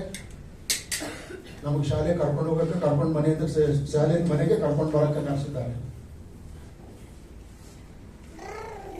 ಹಿಂಗೆ ಹೇಳ್ತಾ ಇದ್ರು ಅವ್ರು, ಹೇಳ್ರಿ ನಮ್ಮ ಮನೆಯವರಿಗೆ. ಅದಕ್ಕೆ ನಮ್ಮ ಮಾವನ ಆಗ್ತಿದ್ರು. ಸೊ ಇವತ್ತಿನ ದಿವಸಗಳೆಲ್ಲ ಸತ್ಯನೇ ಆಗ್ತಾ ಇದೆ. ಬಹಳಷ್ಟು ಜನ ಯಾವ ಕರ್ತನಿಗೋಸ್ಕರವಾಗಿ ವೈರಾಗ್ಯವಾಗಿ ನಿಂತ್ಕೊಳ್ಬೇಕೋ, ಯಾವ ಕರ್ತನ ಸುವಾರ್ತೆ ತಲುಪದೇ ಇರತಕ್ಕಂಥ ಸ್ಥಳಗಳಲ್ಲಿ ತಲುಪಿಸ್ಬೇಕೋ, ಅದೆಲ್ಲದಕ್ಕೂ ಸ್ವಲ್ಪ ಹಿಂದೆ ಹಾಕುತ್ತಾ ಈ ಬೇರೆ ಬೇರೆ ಕೆಲಸಗಳಲ್ಲಿ ತಾವು ತೋಡಿಸಿಕೊಂಡಿದ್ದಾರೆ. ಕಾರಣ ಇಷ್ಟೇ, ಸೈತಾನನು ಮಾಡತಕ್ಕಂಥ ಕೆಲವೊಂದು ಕುತಂತ್ರಗಳು. ನಾವು ಆತ್ಮಿಕವಾಗಿ ಅಭಿವೃದ್ಧಿ ಹೊಂದಬಾರದು, ನಮ್ಮ ಮೂಲಕವಾಗಿ ಇನ್ನೊಬ್ಬರಿಗೆ ಆತ್ಮಿಕ ಆಶೀರ್ವಾದ ಉಂಟಾಗಬಾರದು ಎಂಬುವಂಥದ್ದೇ ಕಾರಣ. ಹಾಗಾಗಿ ಇವತ್ತಿನ ನಮ್ಮ ಸಂದೇಶದ ಶಿರೋನಾಮೆ ವಿಶ್ವಾಸಿಗಳ ಆತ್ಮಿಕ ಯುದ್ಧ ಎಂಬುದಾಗಿ, ದಿ ಬಿಲೀವರ್ಸ್ ಸ್ಪಿರಿಚುವಲ್ ವಾರ್ಫೇರ್. ಇದಕ್ಕೆ ಸಂಬಂಧಪಟ್ಟಂತೆ ದೇವರು ಈ ದಿವಸ ನಮಗೆ ದಯಪಾಲಿಸಿರ್ತಕ್ಕಂಥ ವಾಕ್ಯ ಪೇತ್ರನು ಬರೆದ ಮೊದಲನೇ ಪತ್ರಿಕೆ 2ನೇ ಅಧ್ಯಾಯದ 11ನೇ ವಚನ. ಪೇತ್ರನು ಬರೆದ ಮೊದಲನೇ ಪತ್ರಿಕೆಯ 2ನೇ ಅಧ್ಯಾಯದ 11ನೇ ವಚನ. ಪ್ರಿಯರೇ, ಪ್ರವಾಸಿಗಳು, ಪರದೇಶಸ್ಥರು ಆಗಿರುವ ನೀವು ನಿಮ್ಮ ಆತ್ಮದ ಮೇಲೆ ಯುದ್ಧ ಮಾಡುವ ಶಾರೀರಿಕ ಅಭಿಲಾಷೆಗಳಿಗೆ ದೂರವಾಗಿರಬೇಕೆಂದು ನಿಮ್ಮನ್ನು ಎಚ್ಚರಿಸುತ್ತೇನೆ ಎಂಬುದಾಗಿ. ಈ ವಾಕ್ಯವನ್ನು ನಾವು ನೋಡುವಾಗ ಅಪೊಸ್ತಲನಾದಂಥ ಪೌಲನು 3 ಸಂಗತಿಗಳನ್ನು ಇಲ್ಲಿ ತಿಳಿಸಿದ್ದಾನೆ. ಮೊದಲನೇದಾಗಿ ನಾವು ಯಾರಾಗಿದ್ದೇವೆ ಎಂಬುವಂಥದ್ದನ್ನ ತಿಳ್ಕೊಳ್ಳುವುದಕ್ಕೋಸ್ಕರವಾಗಿ ಪೇತ್ರನು ನಮಗೆ ತಿಳಿಯಪಡಿಸ್ತಾ ಇದ್ದಾನೆ. ಮೊದಲನೇದಾಗಿ ನಾವು ಯಾರಾಗಿದ್ದೇವೆ ಎಂಬುದಾಗಿ ಹೇಳುವಾಗ ಪ್ರಿಯರಾಗಿದ್ದೇವೆ. ಪ್ರಿಯರು ಅಂದ್ರೆ ಅಂತಾರೆ ಯಾರಿಗೆ? ತಂದೆಯಾದಂಥ ದೇವರಿಗೆ.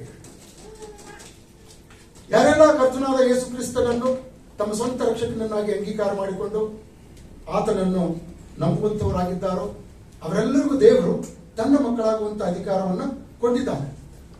ಹಾಗಾಗಿ ನಾವು ರಕ್ತದಿಂದಾಗ್ಲಿ, ಕಾಮದಿಂದಾಗ್ಲಿ, ಪುರುಷ ಸಂಪರ್ಕದಿಂದಾಗ್ಲಿ ಹುಟ್ಟಿದವರಲ್ಲ, ಬದಲಾಗಿ ದೇವರಿಂದಲೇ ಹುಟ್ಟಿದವರಾದ ಕಾರಣ ದೇವರ ಮಕ್ಕಳಾಗಿದ್ದೇವೆ. ಹಲ್ಲೆಲೂಯಾ. ದೇವರ ಮಕ್ಕಳಾದಂತ ನಮ್ಮ ವಿಷಯದಲ್ಲಿ ಅಪೊಸ್ತಲನಾದಂಥ ಪೌಲನು ಕೊಲೊಸ್ಸೆಯವರಿಗೆ ಬರೆದ ಪತ್ರಿಕೆ 3ನೇ ಅಧ್ಯಾಯದ ಯಾವುದು ವಚನ? 19ನೇ ವಚನದ ಭಾಗದಲ್ಲಿ ಹೇಳ್ತಾ ಇದ್ದಾನೆ, ನಾವು ಪ್ರಿಯರು ಪ್ರತಿಷ್ಠಿತರು ಆಗಿದ್ದೇವೆ. ಪ್ರಿಯರು ಮತ್ತು ಪ್ರತಿಷ್ಠಿತರು ಆಗಿದ್ದೇವೆ. ಕರ್ತನು ನಮ್ಮನ್ನು ಇಷ್ಟು ಅದ್ಭುತವಾದಂಥ ರೀತಿಯಿಂದ ಪ್ರೀತಿ ಮಾಡುತ್ತಾನಲ್ಲ, ಆತನು ನಮ್ಮ ಪಾಪಗಳನ್ನು, ನಮ್ಮ ಅಪರಾಧಗಳನ್ನು ಕರ್ತನಾದಂತ ಯೇಸು ಕ್ರಿಸ್ತನ ಮೇಲೆ ಹಾಕಿ ಪೂರ್ವಕ್ಕೂ ಪಶ್ಚಿಮಕ್ಕೂ ಎಷ್ಟು ದೂರವೋ ಅಷ್ಟು ದೂರ ತೆಗೆದು ಹಾಕಿಬಿಟ್ಟಿದ್ದಾನೆ. ಹಾಗಾಗಿ ನಾವು ಪ್ರಿಯರಾಗಿದ್ದೇವೆ ಎಂಬುವಂಥದ್ದನ್ನ, ದೇವರಿಗೆ ಅಚ್ಚುಮೆಚ್ಚಿನವರಾಗಿದ್ದೇವೆ ಎಂಬುವಂಥದ್ದನ್ನ ಮರೆಯದಿರೋಣ ಪ್ರಿಯರೇ. ಎರಡನೇದಾಗಿ ಅಪೊಸ್ತಲನಾದಂಥ ಪೌಲನು ತಿಳಿಸ್ತಕ್ಕಂಥ ಮಾತು, ನಾವು ದೇವರಿಗೆ ಪ್ರಿಯರಾದಂಥ ಮಕ್ಕಳಷ್ಟೇ ಅಲ್ಲ, ನಾವು ವಿದೇಶಿ ವಲಸಿಗರಾಗಿದ್ದೇವೆ. ವಿದೇಶಿಯ ವಲಸಿಗರು ಅಂದ್ರೆ ಯಾತ್ರಿಕರು, ಪ್ರವಾಸಿಗಳು, ಪರಜನರಾಗಿದ್ದೇವೆ ಎಂಬುದಾಗಿ ತಿಳಿಸ್ತಾ ಇದ್ದಾರೆ. ಹಳೆ ಒಡಂಬಡಿಕೆಯಲ್ಲಿ ನಮ್ಮ ಪಿತೃಗಳು ಈ ಲೋಕದ ಜೀವಿತವನ್ನು ಜೀವಿಸುತ್ತಿದ್ದಾಗ ಅವರೆಲ್ಲರೂ ಕೂಡ ಈ ಲೋಕದ ಜೀವಿತ ಅದೊಂದು ತಾತ್ಕಾಲಿಕವಾದಂಥ ಜೀವಿತ ಎಂಬುದನ್ನು ತಿಳ್ಕೊಂಡಂತವರು. ಮೋಶೆಯ ಜೀವಿತ ನೋಡಬಹುದು, ಅಬ್ರಹಾಮನ ಜೀವಿತ ನೋಡಬಹುದು, ಇಸಾಕ ಯಾಕೋಬರ ಜೀವಿತ ನೋಡಬಹುದು. ಇವರೆಲ್ಲರೂ ತಾವು ಈ ಲೋಕದಲ್ಲಿ ಪರವಾಸಿಗಳು ಎಂಬುದಾಗಿ ತಿಳ್ಕೊಂಡಂತವರಾಗಿ, ಯಾತ್ರಿಕರು ಎಂಬುದಾಗಿ ತಿಳ್ಕೊಂಡಂತವರಾಗಿ, ತಾತ್ಕಾಲಿಕವಾದಂಥ ಜೀವಿತ ಜೀವಿಸ್ತಕ್ಕಂಥವ್ರು ಎಂಬುದಾಗಿ ತಿಳ್ಕೊಂಡಂತವರಾಗಿ ಈ ಲೋಕದಲ್ಲಿ ಜೀವಿಸ್ತಾ ಇದ್ದಾಗ ಅವರು ತಮ್ಮನ್ನು ಕರೆದಂತ ದೇವರಿಗೆ ವಿಧೇಯರಾಗಿ, ಮೆಚ್ಚುಗೆ ಉಳ್ಳಂತವರಾಗಿ, ಅತ್ಯುತ್ತಮವಾದಂಥ ದೇಶವನ್ನು ಹಾರೈಸುವಂತವರಾಗಿ, ಪರಲೋಕವೆಂಬ ಉತ್ತಮ ದೇಶವನ್ನು ಹಾರೈಸುವಂತವರಾಗಿ. ಇಬ್ರಿಯರಿಗೆ ಬರೆದ ಪತ್ರಿಕೆ 11ನೇ ಅಧ್ಯಾಯದ 26ನೇ ವಚನದಲ್ಲಿ ನೋಡ್ತೇವೆ, ಆ ಪರಲೋಕವೆಂಬ ಉತ್ತಮ ದೇಶವನ್ನು ಹಾರೈಸುವಂತವರಾಗಿ ಮುಂದೆ ಮುಂದೆ ಸಾಗ್ತಾ ಇದ್ದರು ಎಂಬುದಾಗಿ ಬರೆಯಲಾಗಿದೆ. ನಾವು ಕೂಡ ಈ ಲೋಕದಲ್ಲಿ ಪ್ರವಾಸಿಗಳಾಗಿದ್ದೇವೆ. ನಮ್ಮ ಸ್ವಂತ ಸ್ಥಳ ಯಾವುದು? ಪರಲೋಕ. ಫಿಲಿಪ್ಪಿಯವರಿಗೆ ಬರೆದ ಪತ್ರಿಕೆ 3ನೇ ಅಧ್ಯಾಯದ 21ನೇ ವಚನದಲ್ಲಿ ನಾವು ನೋಡ್ತಾ ಇದ್ದೇವೆ, ನಾವು ಪರಲೋಕದ ಸಂಸ್ಥಾನದವರು ಎಂಬುದಾಗಿ. ಲೂಕನ ಬರೆದ ಸುವಾರ್ತೆ 10ನೇ ಅಧ್ಯಾಯ 20ನೇ ವಚನದಲ್ಲಿ ನೋಡ್ತೇವೆ, ನಮ್ಮ ಹೆಸರುಗಳು ಪರಲೋಕದ ಪುಸ್ತಕದಲ್ಲಿ ಬರೆಯಲ್ಪಟ್ಟಿವೆ ಎಂಬುದಾಗಿ. 2 ಪುಸ್ತಕಗಳಿವೆ ಇದರ ಬಗ್ಗೆ, ಒಂದು ಜೀವಿತರ ಪಟ್ಟಿ ಅಂತ ಹೇಳಿ, ಇನ್ನೊಂದು ಪರಲೋಕದ ಪುಸ್ತಕ. ಜೀವಿತರ ಪಟ್ಟಿಯಿಂದ ನಮ್ಮ ಹೆಸರುಗಳು ಅಳಿಸಲ್ಪಡುತ್ತವೆ. ಎಸ್, ಈಗ ನನಗೆ 65 ವರ್ಷ. ನಿಮ್ಮೆಲ್ಲರ ಪ್ರಾರ್ಥನೆಯಿಂದ ವಾಕ್ಯದಲ್ಲಿ ತಿಳಿಸಿದ ಪ್ರಕಾರ ಬಲ ಹೆಚ್ಚಿದ್ರೆ 70 ಅಥವಾ 80 ವರ್ಷ ಬದುಕಿ ಸಾಯ್ತೀನಲ್ಲ, ಸತ್ ಮೇಲೆ ನನ್ನ ಹೆಸರು ಜೀವಿತರ ಪಟ್ಟಿಯಿಂದ ಅಳಿಸ್ಬಿಡ್ತಾರೆ. ಯಾವ ಆಧಾರ್ ಕಾರ್ಡು ನಡೆಯಂಗಿಲ್ಲ, ಪ್ಯಾನ್ ಕಾರ್ಡು ನಡೆಯಂಗಿಲ್ಲ, ವೋಟರ್ ಐಡಿ ಕೂಡ ನಡೆಯಂಗಿಲ್ಲವಾಗಿ ಜೀವಿತರ ಪಟ್ಟಿಯಿಂದ ನಮ್ಮ ಹೆಸರುಗಳು ಅಳಿಸಲ್ಪಡ್ತವೆ. ಆದರೆ ಜೀವಬಾಧ್ಯರ ಪುಸ್ತಕದಿಂದ ನಮ್ಮ ಹೆಸರುಗಳು ಅಳಿಸಲ್ಪಡುವುದಿಲ್ಲ. ಚಪ್ಪಾಳೆ ತಟ್ಟೋಣ. ಹೀಗಾಗಿ ನಾವು ಕೇವಲ ಪ್ರಿಯರು ಮಾತ್ರವೇ ಅಲ್ಲ, ನಾವು ಈ ಲೋಕದಲ್ಲಿ ಜೀವಿಸುವ ಕಾಲವೆಲ್ಲ ಏನಾಗಿದ್ದೇವೆ? ಪ್ರವಾಸಿಗಳು, ಪರದೇಶಗಳು ಆಗಿರುವಂತವರಾಗಿದ್ದೇವೆ. ಗಮನಿಸಿ ಪ್ರಿಯರೇ, ಒಂದು ವೇಳೆ ಒಬ್ಬ ಪರದೇಶದ ವ್ಯಕ್ತಿ ನಮ್ಮ ದೇಶದಲ್ಲಿ ಬಂದು ಏನಾದ್ರೂ ತಪ್ಪು ಮಾಡಿದ್ದಾನೆ ಅಂತೇಳಿ ಅನ್ಕೊಳ್ಳಿ, ಅಥವಾ ನಮ್ಮ ದೇಶದ ವ್ಯಕ್ತಿ ಪರದೇಶದಲ್ಲಿ ಹೋಗಿ ಏನೋ ತಪ್ಪು ಮಾಡಿದ್ದಾನೆ ಅಂತೇಳಿ ತಿಳ್ಕೊಳ್ರಿ, ಆಗ ಅವನಿಗೆ ಏನಾಗ್ತದೆ? ಶಿಕ್ಷೆ ಆಗ್ತದ? ಆಗಂಗಿಲ್ಲ.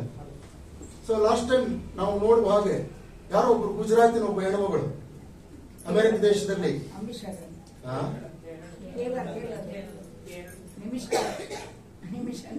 ಅಮೆರಿಕ ದೇಶದ ಒಬ್ಬ ಹೆಣ್ಮಗಳು ಅಮೆರಿಕ ದೇಶದಲ್ಲಿ ಒಂದು ಮಾಲ್ನಲ್ಲಿ ಹೋಗಿ ಕಳ್ಳತನ ಮಾಡಿ ಸಿಕ್ಕಾಕೊಂಡ್ಬಿಟ್ರು.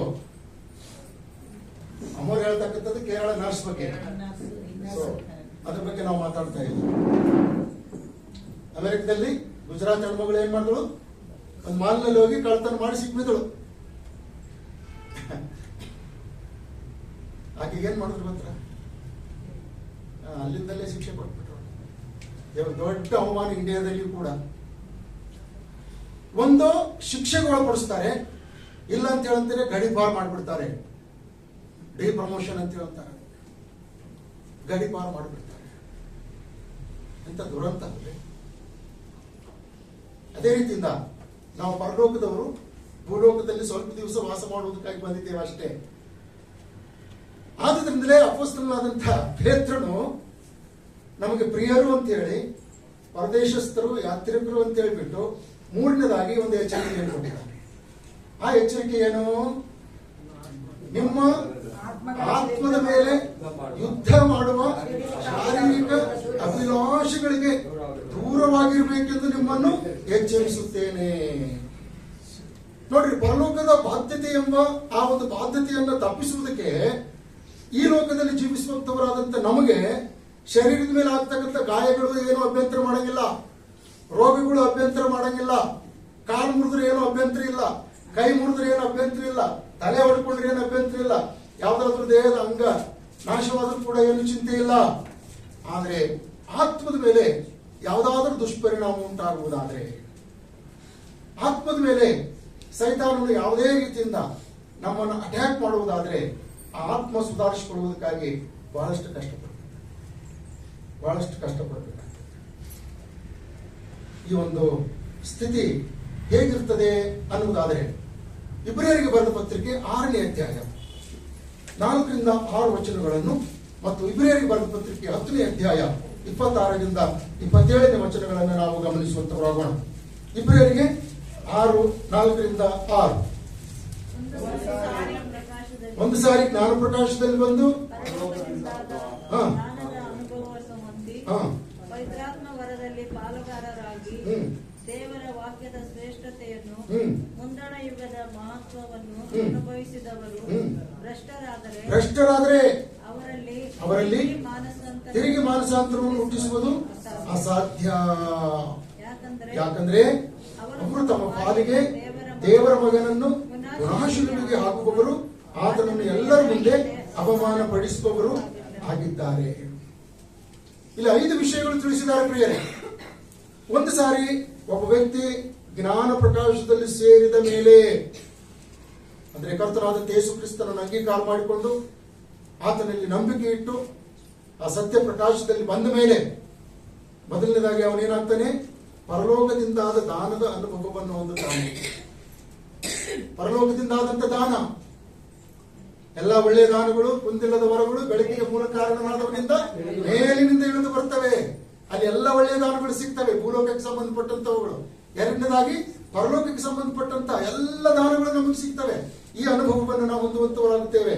ಎರಡನೇದಾಗಿ ನಾವು ನೋಡ್ತಾ ಇದ್ದೇವೆ, ಪವಿತ್ರಾತ್ಮ ವರದಲ್ಲಿ ಪಾಲುಗಾರರು. ಪವಿತ್ರಾತ್ಮ ವರದಲ್ಲಿ ಪವಿತ್ರಾತ್ಮನಿಗೆ ಸಂಬಂಧಪಟ್ಟಂತೆ 3 ವಿಷಯಗಳಿವೆ. ಮೊದಲನೇದಾಗಿ ಪವಿತ್ರಾತ್ಮನ ಫಲಗಳು, ಎರಡನೇದಾಗಿ ಪವಿತ್ರಾತ್ಮನ ವರಗಳು, ಮೂರನೇದಾಗಿ ದೇವರು ದಯಪಾಲಿಸುವಂತ ಸರ್ವಾಯುಧಗಳು. ಹೀಗೆ ನಾವು ಪವಿತ್ರಾತ್ಮನ ವರಗಳಲ್ಲಿಯೂ ಕೂಡ ಏನಾಗ್ತೇವೆ, ಪಾಲುಗಾರರಾಗುತ್ತೇವೆ. ನಂತರದಲ್ಲಿ ನಾವೇನ್ ನೋಡ್ತಾ ಇದ್ದೇವೆ, ವಾಕ್ಯದ ಶ್ರೇಷ್ಠತೆಯನ್ನ. ವಾಕ್ಯದ ಶ್ರೇಷ್ಠತೆ. ಇವತ್ತಿನ ದಿವಸದಲ್ಲಿ ಯಾರಾದ್ರೂ ಹೆಚ್ಚು ಸಂತೋಷ ಪಡ್ತಾರೆ ಅಂತ ಹೇಳುವುದಾದ್ರೆ ಆತ್ಮಿಕ ಜನರು ಅವರ ವಾಕ್ಯದಲ್ಲಿ ಮಾತ್ರ ಹೆಚ್ಚು ಸಂತೋಷ ಪಡ್ತಾರೆ. ವಾಕ್ಯದ ರುಚಿ ಕಂಡಂತವನಿಗೆ ಗೊತ್ತು ಆ ವಾಕ್ಯ ಏನೆಂಬುದಾಗಿ. ಅದಕ್ಕಾಗಿ ರುಚಿ ನೋಡಿ ತಿಳಿದುಕೊಂಡೆ ಯೆಹೋವ ಉತ್ತಮನೆಂದು. ರುಚಿ ನೋಡಿ ತಿಳಿದುಕೊಳ್ತಕ್ಕಂಥವ್ರಿಗೆ ಮಾತ್ರ ಯೆಹೋವನು ಉತ್ತಮನೆಂಬುದಾಗಿ ಗೊತ್ತಾಗ್ತದೆ. ರುಚಿ ನೋಡಿ ತಿಳಿದುಕೊಳ್ಳುವಂತವರಿಗೆ ಮಾತ್ರ ದೇವರ ವಾಕ್ಯ ಜೇನಿಗಿಂತಲೂ ಜೇನು ತುಪ್ಪಕ್ಕಿಂತಲೂ ಶ್ರೇಷ್ಠ ಅನ್ನುವಂಥದ್ದು ಗೊತ್ತಾಗ್ತದೆ. ರುಚಿ ನೋಡಿ ತಿಳಿದುಕೊಳ್ಳುವಂತವರಿಗೆ ಮಾತ್ರ ದೇವರ ವಾಕ್ಯ ಬೆಳ್ಳಿ, ಬಂಗಾರ, ಮುತ್ತು, ರತ್ನ, ಅವಳಿಗಿಂತಲೂ ಎಷ್ಟು ಅಮೂಲ್ಯವಾದಂಥದ್ದು ಎಂಬುದಾಗಿ ಗೊತ್ತಾಗುವಂತದ್ದಾಗಿದೆ. ರುಚಿ ನೋಡಿ ತಿಳಿದುಕೊಳ್ಳುವಂತವರಿಗೆ ಮಾತ್ರ ಗೊತ್ತಾಗ್ತದೆ ದೇವರ ವಾಕ್ಯ ನಮ್ಮ ಕಾಲಿಗೆ ದೀಪ, ನಮ್ಮ ದಾರಿಗೆ ಬೆಳಕು ಎಂಬುದಾಗಿ. ರುಚಿ ನೋಡಿ ತಿಳಿದುಕೊಳ್ಳುವಂತವರಿಗೆ ಮಾತ್ರ ಗೊತ್ತಾಗ್ತದೆ ಈ ವಾಕ್ಯವೇ ನಮ್ಮನ್ನು ಎಚ್ಚರಿಸಿ ಸರಿಯಾದಂತ ಮಾರ್ಗದಲ್ಲಿ ನಡೆಸುತ್ತದೆ ಎಂಬುದಾಗಿ. ನಂತರದಲ್ಲಿ ನಾವು ನೋಡ್ತಾ ಇದ್ದೇವೆ ಮುಂದಣ ಯುಗದ ಮಹತ್ವ. ಭೂಲೋಕದಲ್ಲಿದ್ದಾಗಲೇ ನಾವೆಲ್ಲರೂ ಪರಲೋಕದ ಅನುಭವವನ್ನು ಅನುಭವಿಸುವಂತವರಾಗಿದ್ದೇವೆ. Hallelujah, hallelujah, hallelujah. ಎಂತ ಅದ್ಭುತ ಅಂದ್ರೆ, ಎಂತ ಅದ್ಭುತ. ನಾವು ಕಾಣದೇ ಇರ್ತಕ್ಕಂಥ ದೇವರನ್ನಲ್ಲಿ ಕಾಣುತ್ತೇವೆ, ಕಾಣದಿರುವಂತ ಕರ್ತನನ್ನು ನಾವು ಕಾಣುತ್ತೇವೆ, ಕಾಣದೇ ಇರುವಂತ ಪರಲೋಕವನ್ನಲ್ಲಿ ನಾವು ಕಾಣುತ್ತೇವೆ. ಬಂಗಾರದ ಬೀದಿಗಳಲ್ಲಿ ನಾವು ನಡೆಯುತ್ತೇವೆ. ಎಲ್ಲ ದೇವದೂತರೊಂದಿಗೆ ಕುಳಿತುಕೊಂಡಂತವರಾಗಿ ಆತನ ಮುಖದರ್ಶನವನ್ನು ಮಾಡುತ್ತಾ ಆತನ ಜೊತೆಯಲ್ಲಿ ನಿತ್ಯವೂ ಆತನನ್ನು ಕೀರ್ತಿಸುತ್ತೇವೆ ಎಂಬುವಂತ ಅನುಭವವನ್ನ ಈ ಭೂಲೋಕದಲ್ಲಿಯೇ ನಾವು ಚಿಕ್ಕದಾಗಿ ಸ್ವಲ್ಪವಾಗಿ ಪಡ್ಕೊಳ್ಳುತ್ತಾ, ರುಚಿಸುತ್ತಾ, ಆನಂದಿಸುತ್ತಾ ಆತನನ್ನ ಮಹಿಮೆಪಡಿಸತಕ್ಕಂಥವರಾಗಿದ್ದೇವೆ. ಇಷ್ಟೆಲ್ಲಾ ವಿಷಯಗಳನ್ನ ಪಡ್ಕೊಂಡೂ ಕೂಡ ನಾವು ಒಂದು ವೇಳೆ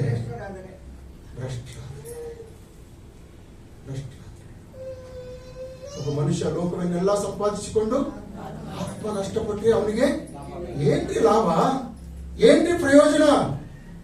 ಹಾಗಾಗಿ ಸೈತಾನನು ನಮ್ಮ ಬಲಹೀನತೆಯನ್ನು ಬಲ್ಲಂತವನಾದ ಕಾರಣ ನಮ್ಮ ಶರೀರದ ಮೇಲೆ ಯುದ್ಧ ಮಾಡುವುದಕ್ಕಾಗಿ ಬಯಸುವುದಿಲ್ಲ, ಬದಲಾಗಿ ಆತ್ಮದ ಮೇಲೆ ಯುದ್ಧ ಮಾಡಿ ಶರೀರದ ಮೂಲಕ ಆ ಅಭಿಲಾಷೆಗಳನ್ನೆಲ್ಲ ಪೂರೈಸುವಂತೆ ಮಾಡತಕ್ಕಂಥವನಾಗಿ ಆತ್ಮವನ್ನ ಬಲಹೀನಪಡಿಸುವಂತವನಾಗಿದ್ದಾನೆ.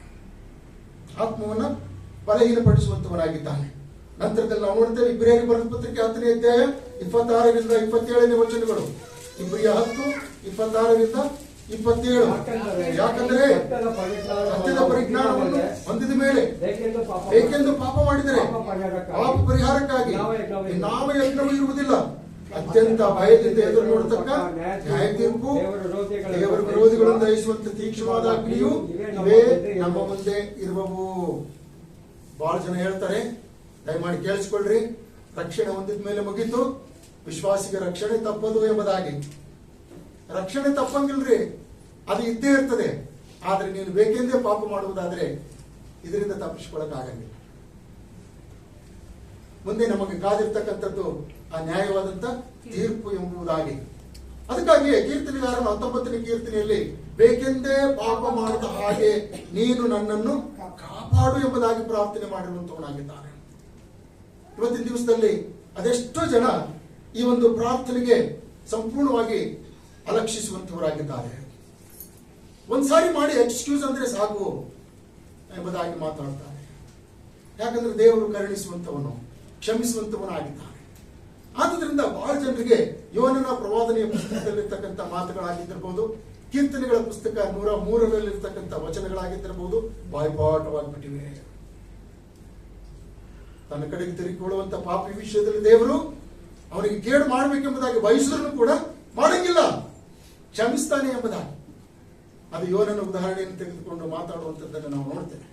ಕೀರ್ತನೆ ಗ್ರಂಥದಲ್ಲಿ ಕೂಡ ಇರುವಂತಹ ಮಾತುಗಳನ್ನು ಮಾತಾಡುವಂಥದ್ದನ್ನು ನಾವು ನೋಡ್ತಾ ಇದ್ದೇವೆ. ಆದರೆ ಪ್ರಿಯರೇ, ಈ ಎರಡು ಭಾಗಗಳು ನನಗೂ ನಮಗೂ ಎಚ್ಚರಿಕೆಯ ಗಂಟೆಗಳಾಗಿವೆ. ನಮ್ಮ ಆತ್ಮದ ಮೇಲೆ ಯುದ್ಧ ಮಾಡುವಂತ ಸೈತಾನನು ನಮ್ಮ ಆತ್ಮವನ್ನ ಭ್ರಷ್ಟಗೊಳಿಸಿದ ಮೇಲೆ, ಬೇಕೆಂದೇ ಪಾಪ ಮಾಡುವುದಕ್ಕೋಸ್ಕರವಾಗಿ ನಮ್ಮ ಆತ್ಮವನ್ನ ಮೋಸಗೊಳಿಸಿದ ಮೇಲೆ ನಾವು ಖಂಡಿತವಾಗಿ ಕೂಡ ನ್ಯಾಯ ತೀರ್ಪಿನ ದಿನದಲ್ಲಿ ದೇವರ ಸಮ್ಮುಖದಲ್ಲಿ ನಿಂತುಕೊಂಡು ತಪ್ಪಿಸಿಕೊಳ್ಳುವುದಕ್ಕೆ ಸಾಧ್ಯವಾಗುವುದಿಲ್ಲ.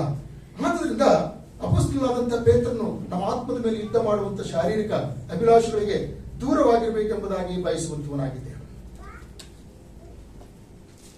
ನಮ್ಮ ಆತ್ಮದ ಮೇಲೆ ಸೈತಾನನ್ನು ನೇರವಾಗಿ ಯುದ್ಧ ಮಾಡಂಗಿಲ್ಲ ಪ್ರಿಯರೇ. ಶರೀರದ ಮೇಲೆಯೂ ಕೂಡ ನೇರವಾಗಿ ಯುದ್ಧ ಮಾಡುವುದಿಲ್ಲ. ಬದಲಾಗಿ ಒಂದು ಹುಳ ಬಿಟ್ಬಿಡ್ತಾನೆ. ಅದು ಮಾಡೋದು ಬಿಡೋದು ನಮ್ಮ ಕಡೆಗೆ, ಅದು ಮಾಡೋದು ಬಿಡೋದು ನಮ್ಮ ಕಡೆಗೆ. ಲೋಕದಲ್ಲಿ ಆಕರ್ಷಣೆಯನ್ನು ಇಟ್ಟಿದ್ದಾನೆ, ಒಳಗಡೆ ಆಶೆ ಇಟ್ಟುಬಿಟ್ಟಿದ್ದಾನೆ. ಲೋಕದಲ್ಲಿ ಏನಿಟ್ಟಿದ್ದಾನೆ? ಆಕರ್ಷಣೆ. ಒಳಗಡೆ ಏನಿಟ್ಟಿದ್ದಾನೆ? ಆಶೆ. ನೀವು ಹೋಗ್ತಾ ಇರ್ತೀರಾ. ಕುಡಿತಾನೆ ಬಿಟ್ಟು ಎಷ್ಟು ದಿವಸ ಆಯ್ತು? ಸಿಗರೇಟ್ ಬಿಡಿಸೋದ್ ಬಿಟ್ಟು ಎಷ್ಟು ದಿನ ಆಯ್ತು? ವ್ಯಭಿಚಾರ ಮಾಡುವಂಥದ್ದು ಬಿಟ್ಟು ಎಷ್ಟು ದಿನ ಆಯ್ತು? ಇಸ್ಪೆಟ್ ಆಡೋದು ಬಿಟ್ಟು ಎಷ್ಟು ದಿನ ಆಯ್ತು? ಮೋಸ ಪ್ರಮಾಣ ಅನ್ಯಾಯಗಳನ್ನು ಮಾಡುವಂಥದ್ದು ಬಿಟ್ಟು ಎಷ್ಟು ದಿನ ಆಯ್ತು? ಸುಮಾರು ದಿವಸಗಳಾಗಿರ್ತದೆ. ನಾವು ಲೋಕದಲ್ಲಿ ಒಬ್ಬೊಟ್ಟಿಗರಾಗಿದ್ದಾಗ ಸೈತಾನ್ ಏನ್ ಮಾಡ್ತಾನೆ ಗೊತ್ತಾ? ನಾವು ಏನ್ ಬಿಟ್ಟಿದ್ದೇವೋ ಅದನ್ನೇ ನಮ್ಮ ಮುಂದೆ ತೋರಿಸ್ತಾನೆ. ನೋಡಿ ಎಷ್ಟು ಚೆನ್ನಾಗಿದೆ, ಬಿಟ್ಟು ಎಷ್ಟು ದಿವಸ ಆಯ್ತು? ಒಂದು ಡಮ್ ಮಾಡಿ, ಒಂದು ಬಿಟ್ಟು ಕೊಡಿ, ಸ್ವಲ್ಪ ಒಂದು ಕಣ್ಣು ಹಾಕ್ಬಿಡು. ಶೇಕೆಮನ ಅರ್ಸ ದೀನನ್ ಮೇಲೆ ಕಣ್ಣು ಹಾಕ್ದ. ದಾವಿದನ ಮಗಳ ಮೇಲೆ ಕಣ್ಣು ಹಾಕದ. ಪೋಟಿಫರ್ನ ಹೆಂಡತಿ ಯೋಸೇಫ್ ಮೇಲೆ ಕಣ್ಣು ಹಾಕಿದ್ರು. ನೀನು ಸ್ವಲ್ಪ ಕಣ್ಣು ಹಾಕು, ಯಾರು ಬೇಡುತ್ತಾರೆ? ಅನ್ಯಾಯದಿಂದ ಎಷ್ಟು ಜನ ಸಂಪಾದಿಸಲಿಲ್ಲ, ಮೋಸ ಮಾಡಿ ಎಷ್ಟು ಜನ ಶ್ರೀಮಂತರಾಗಲಿಲ್ಲ. ಇದೆಲ್ಲವುಗಳನ್ನ ಒಂದೊಂದಾಗಿ ಅವನೇನ್ ಮಾಡ್ತಾನೆ? ನಮ್ಮ ನೆನಪಿನ ಮೇಲೆ ತೆಗೆದುಕೊಂಡು ಬಿಡ್ತಾನೆ. ಇವೆಲ್ಲವೂ ಕೂಡ ನಮ್ಮ ಆತ್ಮದ ಮೇಲೆ ಯುದ್ಧ ಮಾಡೋದಕ್ಕೆ ಸ್ಟಾರ್ಟ್ ಮಾಡಿಬಿಡ್ತವೆ. ಅದಕ್ಕಾಗಿ ನಾವು ಗಲಾತ್ಯದವರಿಗೆ ಬರೆದ ಪತ್ರಿಕೆಯಲ್ಲಿ ನೋಡ್ತೇವೆ. ದಯಮಾಡಿ ಯಾರಾದರೂ ಗಲಾತ್ಯದವರಿಗೆ ಬರೆದ ಪತ್ರಿಕೆಯನ್ನು ನೋಡೋಣ. ಅದರಲ್ಲಿ ನಾನು ಬೇಗ ಹೋಗ್ತಾ ಇದ್ದೇನೆ. ಸೊ 5ನೇ ಅಧ್ಯಾಯ ದಯಮಾಡಿ ಯಾರಾದರೂ 16 ಮತ್ತು 17ನೇ ವಚನ ಮಾತ್ರ ಓದ್ರಿ. ನಾನು ಹೇಳುವುದೇನೆಂದ್ರೆ ಅನುಸರಿಸಿ ಎಡಕೊಳ್ಳಿರಿ, ಆಗ ನೀವು ಶರೀರ ಭಾವದ ಅಭಿಲಾಷೆಯನ್ನು ಎಷ್ಟು ಮಾತ್ರಕ್ಕೂ ನೆರವೇರಿಸುವುದಿಲ್ಲ. ಯಾಕೆಂದ್ರೆ ಶರೀರ ಭಾವವು ಅಭಿಲಾಷಿಸುವುದು ಆತ್ಮನಿಗೆ ವಿರುದ್ಧವಾಗಿದೆ. ಆತ್ಮನು ಅಭಿಲಾಷಿಸುವುದು ಶರೀರ ಭಾವಕ್ಕೆ ವಿರುದ್ಧವಾಗಿದೆ. ನೀವು ಮಾಡಲಿಚ್ಛಿಸುವುದನ್ನು ಮಾಡದಂತೆ ಇವು ಒಂದಕ್ಕೊಂದು ಹೋರಾಡುತ್ತವೆ ಎಂಬುದಾಗಿ ಇಲ್ಲಿ ನಾವು ನೋಡ್ತಾ ಇದ್ದೇವೆ. ಈ ವಾಕ್ಯ ಓದುವಾಗ ನಮ್ಮ ಶರೀರದೊಳಗೆ ಇಬ್ರು ಇದ್ದಾರೆ ಅಂತ ಹೇಳಿ ಗೊತ್ತಾಗುತ್ತೆ. ಆಕ್ಚುಲಿ 3 ಅದಾವಲ್ರಿ. ಥೆಸಲೋನಿಕದವರಿಗೆ ಬರೆದ ಪತ್ರಿಕೆ 1ನೇ ಪತ್ರಿಕೆ 5ನೇ ಅಧ್ಯಾಯ 23ನೇ ವಚನದಲ್ಲಿ ನೋಡ್ತೇವೆ. ಎಷ್ಟು ಜನ ಅದಾರೆ? 3 ಜನ ಅದಾರೆ. ಪ್ರಾಣ, ಆತ್ಮ, ಶರೀರ ಅಂತ ಹೇಳ್ಬಿಟ್ಟು. ಪ್ರಾಣ, ಆತ್ಮ, ಶರೀರ ಅಂತ ಹೇಳಿ. ಈಗ ಶರೀರ ಕಾಣುವಂಥದ್ದಾಗಿದೆ, ಆದ್ರೆ ಕಾಣದಿರ್ತಕ್ಕಂಥವುಗಳು ಒಳಗಡೆ ಅದಾವ. ಹಾಗಾಗಿ ಈ ಶರೀರ ಮತ್ತು ಆತ್ಮ ಎರಡು ಹೇಗಿದೆ ಅಂತ ಹೇಳಂತಂದ್ರೆ, ಒಂದು ಮಾಡುವಂಥದ್ದು ಇನ್ನೊಂದಿಗೆ ಇಷ್ಟ ಆಗಂಗಿಲ್ಲ, ಇನ್ನೊಂದು ಮಾಡುವಂಥದ್ದು ಮತ್ತೊಂದಿಗೆ ಇಷ್ಟ ಆಗಂಗಿಲ್ಲ. ಹಾಗಾಗಿ ಇವೆರಡು ಪರಸ್ಪರ ಒಂದು ಮಾಡುವಂತ ಸಮಯದಲ್ಲಿ ಇನ್ನೊಂದು ವಿರೋಧ ಮಾಡ್ತದೆ, ಇನ್ನೊಂದು ಮಾಡುವಂತ ಸಮಯದಲ್ಲಿ ಇನ್ನೊಂದು ವಿರೋಧ ಮಾಡ್ತದೆ. ಏನದು ನೋಡ್ರಿ, ಶರೀರ ಮಾಡುವುದನ್ನ ಆತ್ಮ ಇಷ್ಟಪಡಂಗಿಲ್ಲ. ಹಾಗಾದ್ರೆ ಶರೀರ ಏನ್ ಮಾಡ್ಬೇಕೆಂಬುದಾಗಿ ಅಪೇಕ್ಷಿಸುತ್ತದೆ. ಗಲಾತ್ಯದವರಿಗೆ ಬರೆದ ಪತ್ರಿಕೆ 5ನೇ ಅಧ್ಯಾಯದ 19ನೇ ವಚನದಲ್ಲಿ ನಾವು ನೋಡ್ತಾ ಇದ್ದೇವೆ. ಶರೀರದ ಎಲ್ಲ ಇಚ್ಛೆಗಳು ಇವು ಮಾಡುವಂತ ಹೇಳ್ತದೆ. ಶರೀರ ಇವುಗಳಿಗೆ ನಿನ್ನನ್ನು ಒಪ್ಪಿಸಿಕೋ, ಇವುಗಳನ್ನು ನೀನು ಮಾಡು ಎಂಬುದಾಗಿ ಹೇಳ್ತದೆ. ಆದ್ರೆ ಆತ್ಮ 22ನೇ ವಚನದಲ್ಲಿ ನೋಡ್ತೇವೆ, ದೇವರಾತ್ಮನ ಫಲವೇನೆಂದರೆ ಎಂಬುದಾಗಿ ಹೇಳಿ ಅಲ್ಲಿ 9 ಫಲಗಳ ಬಗ್ಗೆ ಬರೆಯಲಾಗಿದೆ. ಆ ದೇವರಾತ್ಮನ ಫಲ ಇವುಗಳ ವಿಷಯದಲ್ಲಿ ಬೇಡ ಎಂಬುದಾಗಿ ಹೇಳ್ತದೆ. ಯಾವಾಗ ಆತ್ಮ ದೇವರಾತ್ಮನ ಫಲದ ವಿಷಯದಲ್ಲಿ ಮಾತಾಡ್ತದೋ ಆಗ ಶರೀರ ಬೇಡ ಬೇಡ ಬೇಡ ಬೇಡ ಅಂತ. ಇವಾಗ ಜಮ್ಮು ಕಾಶ್ಮೀರದಲ್ಲಿ, ಪಂಜಾಬ್ನಲ್ಲಿ, ಜಾರ್ಖಂಡ್ನಲ್ಲಿ, ಬಿಹಾರದಲ್ಲಿ ಮತ್ತು ಬೇರೆ ಬೇರೆ ಕಡೆಗಳಲ್ಲಿ ಪ್ರಭಾವ ಬಂದ್ಬಿಟ್ಟಿದೆ. ಜನ ಹರ್ಕೊಂಡು ಹೋಗ್ತಾ ಇದ್ದಾರೆ, ಮನೆ ಮಠಗಳು ಕಳ್ಕೊಂಡು ಹೋಗ್ತಾ ಇದ್ದಾರೆ. ಮಣಿಪುರದಲ್ಲಿ ಈಗಲೂ ಕೂಡ ಉರಿಯುವಂತ ಬೆಂಕಿ ಆರ್ತಾ ಇಲ್ಲ, ಆರನ್ನು ಮತ್ತೆ ಮೇಲೆ ತುಪ್ಪ ಸುಡುತ್ತಾನೆ ಇದ್ದಾರೆ. ಅನೇಕ ಮಿಷನರಿಗಳು ಇವತ್ತಿನ ದಿವಸದಲ್ಲಿ ಉತ್ತರ ಪ್ರದೇಶದಲ್ಲಿ ಆಗಿದ್ದಿರಬಹುದು, ಬೇರೆ ಬೇರೆ ಕಡೆಗಳಲ್ಲಿ ಆಗಿರ್ಬೋದು, ಸೆರೆಮನಿಗಳಲ್ಲಿದ್ದಾರೆ. ಇಂಥವ್ರಿಗೆಲ್ಲರಿಗೂ ಕೂಡ ಪರಿಶುದ್ಧಾತ್ಮ ದೇವರು ನಿಮ್ಮಲ್ಲಿರ್ತಕ್ಕಂಥ ಒಳ್ಳೆಯವುಗಳಿಂದ ಅವರಿಗೆ ಪಾಲ್ ಕೊಡ್ರಿ ಅಂತ ಹೇಳಿ ಅನ್ನುವಾಗ ಶರೀರ ಏನಂತೆ ಬೇಡ ಬೇಡ ಬೇಡ ಬೇಡ ಬೇಡ. ಅವ್ರಿಗೆ ಕೊಟ್ಟರೆ ನಿಮ್ಮ ಮಕ್ಕಳಿಗೆ ಯಾರು ನೋಡ್ತಾರೆ ಮುಂದೆ? ಅವ್ರಿಗೆ ಕೊಟ್ಟರೆ ನೀವು ನಾಳೆ ಬಿದ್ದಾಗ ಯಾರು ನೋಡ್ತಾರೆ? ಆಸ್ಪತ್ರೆಗೆ ಸೇರಿದಾಗ ನಿನಗೆ ಯಾರು ಖರ್ಚು ಮಾಡ್ತಾರೆ? ಅಯ್ಯೋ ಬೇಡ ಬೇಡ ಬೇಡ ಬೇಡ. ಹೀಗೆ ಆತ್ಮ ಮಾಡುವುದಕ್ಕಾಗಿ ಬಯಸುವಂತದ್ದನ್ನ ಶರೀರ ವಿರೋಧಿಸ್ತಾ ಇರ್ತದೆ, ಶರೀರ ಮಾಡುವುದಕ್ಕಾಗಿ ಬಯಸುವಂತದ್ದನ್ನ ಆತ್ಮ ವಿರೋಧಿಸ್ತಾ ಇರ್ತದೆ. ಹೀಗೆ ಪರಸ್ಪರರ ಮಧ್ಯದಲ್ಲಿ ಏನಾಗ್ತಾ ಇರ್ತದೆ ಗೊತ್ತಾ? ಯುದ್ಧಗಳು ಜರುಗ್ತಾನೆ ಇರ್ತವೆ, ಯುದ್ಧಗಳು ಜರುಗ್ತಾನೆ ಇರ್ತವೆ. ದೇವ್ರ ಮಕ್ಕಳೇ, ಒಂದು ಸತ್ಯ ನಾವು ತಿಳಿದುಕೊಳ್ಳೋಣ.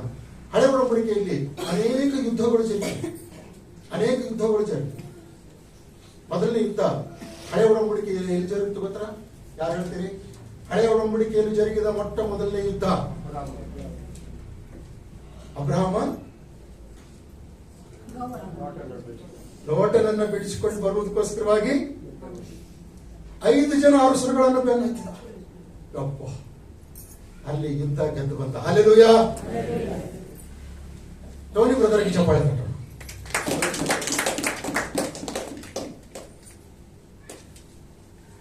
ಗ್ರೇಟ್. ಈ ರೀತಿ ಅದೆಷ್ಟೋ ಫಿಸಿಕಲ್ ಯುದ್ಧಗಳು ಸತ್ಯವೇದದಲ್ಲಿ ನಡೆದಿವೆ. ಅದೇ ರೀತಿಯಿಂದ ಸ್ಪಿರಿಚುವಲ್ ಯುದ್ಧಗಳು ಕೂಡ ಸತ್ಯವೇದದಲ್ಲಿ ನಡೆದಿವೆ. ಸ್ಪಿರಿಚುವಲ್ ಯುದ್ಧಗಳಿಗೂ ಫಿಸಿಕಲ್ ಯುದ್ಧಗಳಿಗೂ ವ್ಯತ್ಯಾಸ ಇದೆ. ಈ ಫಿಸಿಕಲ್ ಯುದ್ಧಗಳು ಏನಂತ ಹೇಳಿದ್ರೆ ಆಯಾ ಸಂದರ್ಭಗಳಲ್ಲಿ ಮಾತ್ರ ನಡೀತವೆ. ಅವುಗಳಿಗೆ ಒಂದು ಕಾರಣ ಇರ್ತದೆ.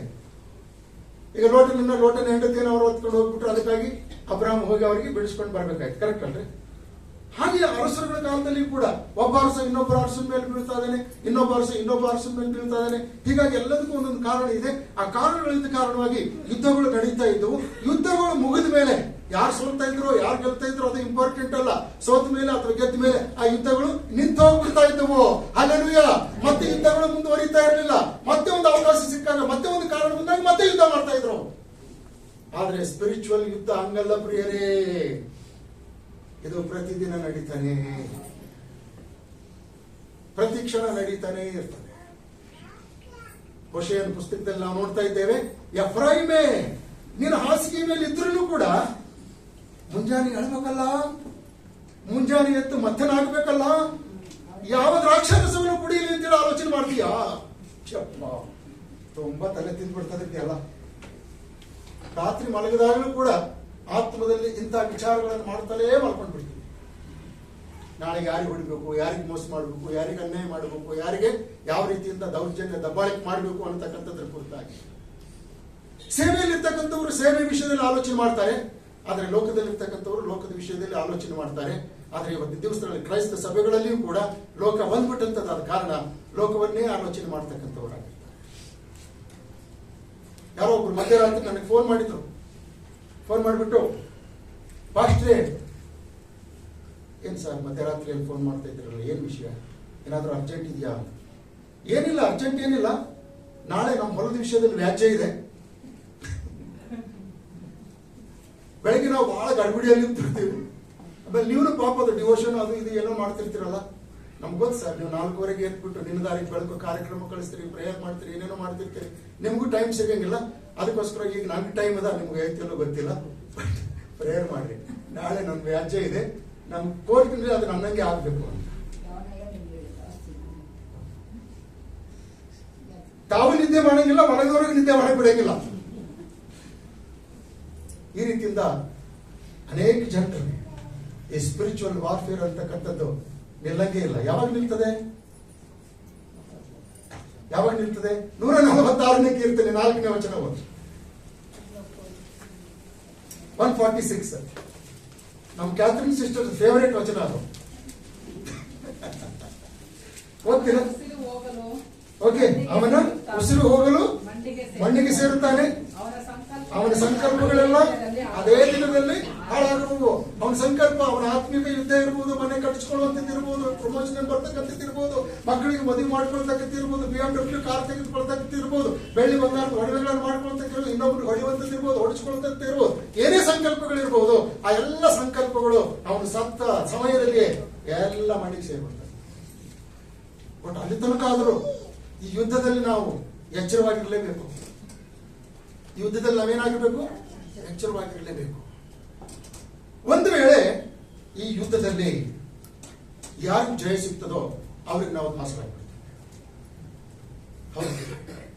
ರೋಮಾಪುರದವರಿಗೆ ಬರೆದ ಪತ್ರಿಕೆ 6ನೇ ಅಧ್ಯಾಯ, ರೋಮಾಪುರದವರಿಗೆ ಬರೆದ ಪತ್ರಿಕೆ 8ನೇ ಅಧ್ಯಾಯ, ಈ ಅಧ್ಯಾಯಗಳನ್ನು ನೋಡುವಾಗ ಬಹಳ ಸ್ಪಷ್ಟವಾಗಿ ಹೇಳಲಾಗಿದೆ. ದೇವರು ಕೆಟ್ಟದಕ್ಕೇನು ಕಾರಣನಲ್ಲ. ಯಾಕೋಬನ ಬರೆದ ಪತ್ರಿಕೆ 1ನೇ ಅಧ್ಯಾಯದಲ್ಲಿ ನೋಡ್ತೇವೆ. ಆದ್ರೆ ಪಾಪ ಮಾಡತಕ್ಕಂಥ ಒಬ್ಬ ವ್ಯಕ್ತಿ ಇದು ನನಗೆ ದೇವರಿಂದಲೇ ಆಯಿತು ಎಂಬುದಾಗಿ ಹೇಳದೆ ಅವನು ತನ್ನಲ್ಲಿರ್ತಕ್ಕಂಥ ಆಶಾಪಾಶದಿಂದ ಸೆಳೆಯಲ್ಪಟ್ಟಂತವನಾಗಿ ಪಾಪ ಮಾಡತಕ್ಕಂಥವನಾಗಿದ್ದಾನೆ. ಹೊರಗಡೆಯಲ್ಲಿರ್ತಕ್ಕಂಥ ಆಕರ್ಷಣೆ, ಒಳಗಡೆ ಇರ್ತಕ್ಕಂಥ ಆಶೆ ಎರಡೂ ಕೂಡ ಒಂದಕ್ಕೊಂದು ಸಂಬಂಧಪಟ್ಟಂತವುಗಳಾಗಿ ಸಂಧಿಸಿದಾಗ ಅವನು ಒಂದು ವೇಳೆ ದೇವರ ಆತ್ಮನಿಗೆ ವಿಧೇಯನಾಗಿ ಎಚ್ಚೆತ್ತುಕೊಂಡ್ರೆ ಸರಿ, ಇಲ್ಲ ಅಂತ ಹೇಳಿದ್ರೆ ಅವನೇನಾಗ್ಬಿಡ್ತಾನೆ? ಆ ಪಾಪಕ್ಕೆ ದಾಸನಾಗ್ಬಿಡ್ತಾನೆ. ದೇವರ ಆತ್ಮನ ವಾಕ್ಯಕ್ಕೆ ವಿಧೇಯರಾಗಿ ಎಚ್ಚೆತ್ತುಕೊಳ್ಳುವುದಾದ್ರೆ ದೇವರ ಆತ್ಮನಿಗೆ ದಾಸನಾಗ್ತಾನೆ.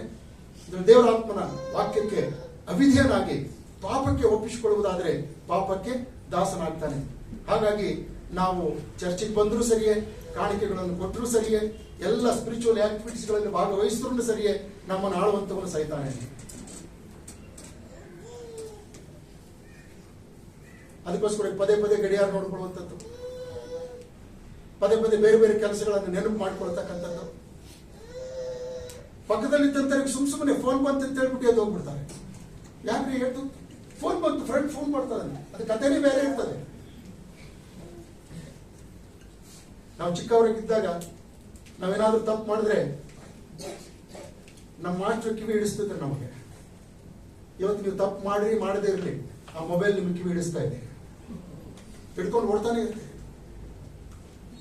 ಈ ರೀತಿಯಿಂದ ಒಬ್ಬ ಮನುಷ್ಯ ಈ ಲೋಕದಲ್ಲಿ ಈ ಪಾಪಕ್ಕೆ ದಾಸನಾದ ಮೇಲೆ ಅದು ಅಂತ್ಯಾವಸ್ಥೆಗೆ ನಮ್ಮನ್ನು ನಡೆಸುವಂಥದ್ದಾಗಿದೆ. ಕರ್ತನಲ್ಲಿ ಪ್ರಿಯ ದೇವರ ಮಕ್ಕಳೇ, ಸತ್ಯವೇದದಲ್ಲಿ ಹೊಸ ಒಡಂಬಡಿಕೆಗೆ ಬರುವಾಗ ಯುದ್ಧ ಅನ್ನುವಂಥ ಪದ ಕೇವಲ 5 ಸಾರಿ ಮಾತ್ರ ಬರಿಲ್ಲ, 5 ಟೈಮ್ಸ್. ಹೊಸ ಒಡಂಬಡಿಕೆಯಲ್ಲಿ ಎಷ್ಟು ಪುಸ್ತಕಗಳಿವೆ? 27 ಪುಸ್ತಕಗಳಿವೆ.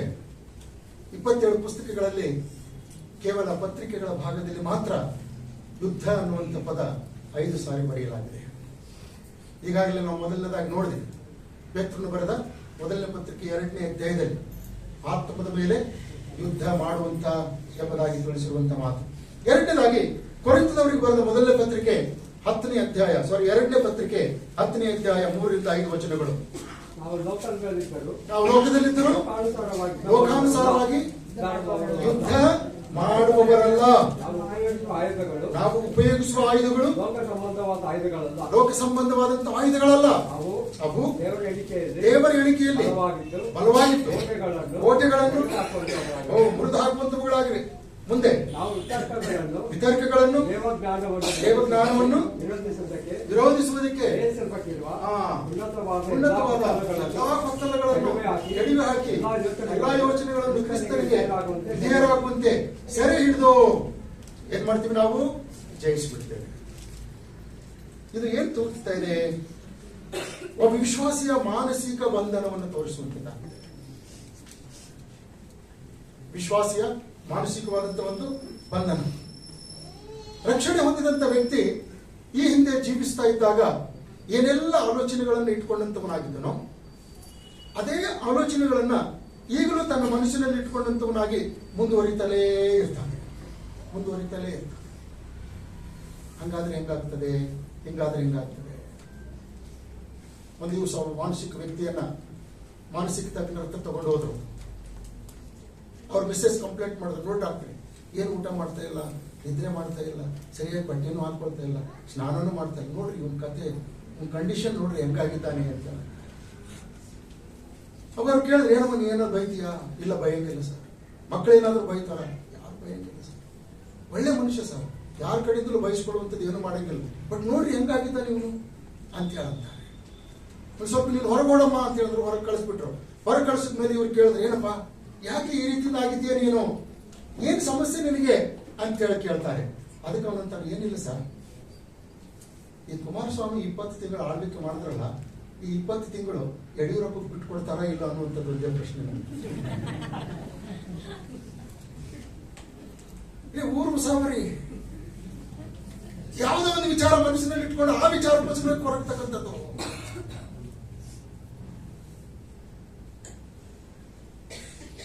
ಮಗಳಿಗೆ ಅಲ್ಲಿ ಹೊಟ್ಟೆ ನೋಡ್ತಾ ಇದ್ರೆ ತಾಯಿಗೆ ಇಲ್ಲಿ ಹೊಟ್ಟೆ ನೋಡ್ತಾ ಇದೆ. ಕನೆಕ್ಷನ್.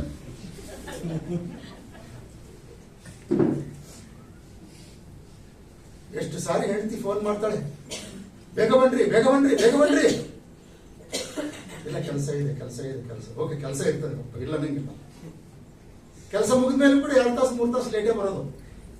ಆದ್ರೆ ಮಗಳು ಒಂದು ಫೋನ್ ಮಾಡ್ಲಿ, ಕೆಲಸ ಎಲ್ಲ ಬಿಟ್ಟು ಓಡಿ ಬಂದ್ಬಿಡ್ತಾರೆ. ಗಮನಿಸಿದ್ರೆ ಈ ಲೋಕದಲ್ಲಿ ಅದೆಷ್ಟೋ ಜನ ಏನಿದಾರಲ್ಲ, ಅವರು ಹಿಂದಿನ ಆಲೋಚನೆಗಳನ್ನೇ ತಮ್ಮ ಮೈಂಡ್ ಅಲ್ಲಿ ಇಟ್ಕೊಂಡಂತವರಾಗಿ, ಹಿಂದಿನ ವಿಚಾರಗಳನ್ನೇ ತಮ್ಮ ಮೈಂಡ್ ಅಲ್ಲಿ ಇಟ್ಕೊಂಡಂತವರಾಗಿ, ಇನ್ನು ಸ್ವಲ್ಪ ಮುಂದುವರೆದು ಹೇಳ್ಬೇಕು ಅಂತ ಹೇಳಿದ್ರೆ ಹಳೇ ಪಾಪಗಳನ್ನೇ ಮುಂದುವರೆದು ಇಟ್ಟುಕೊಂಡಂತವರಾಗಿ ಅದರಲ್ಲೇ ಮುಂದುವರಿತಾರೆ.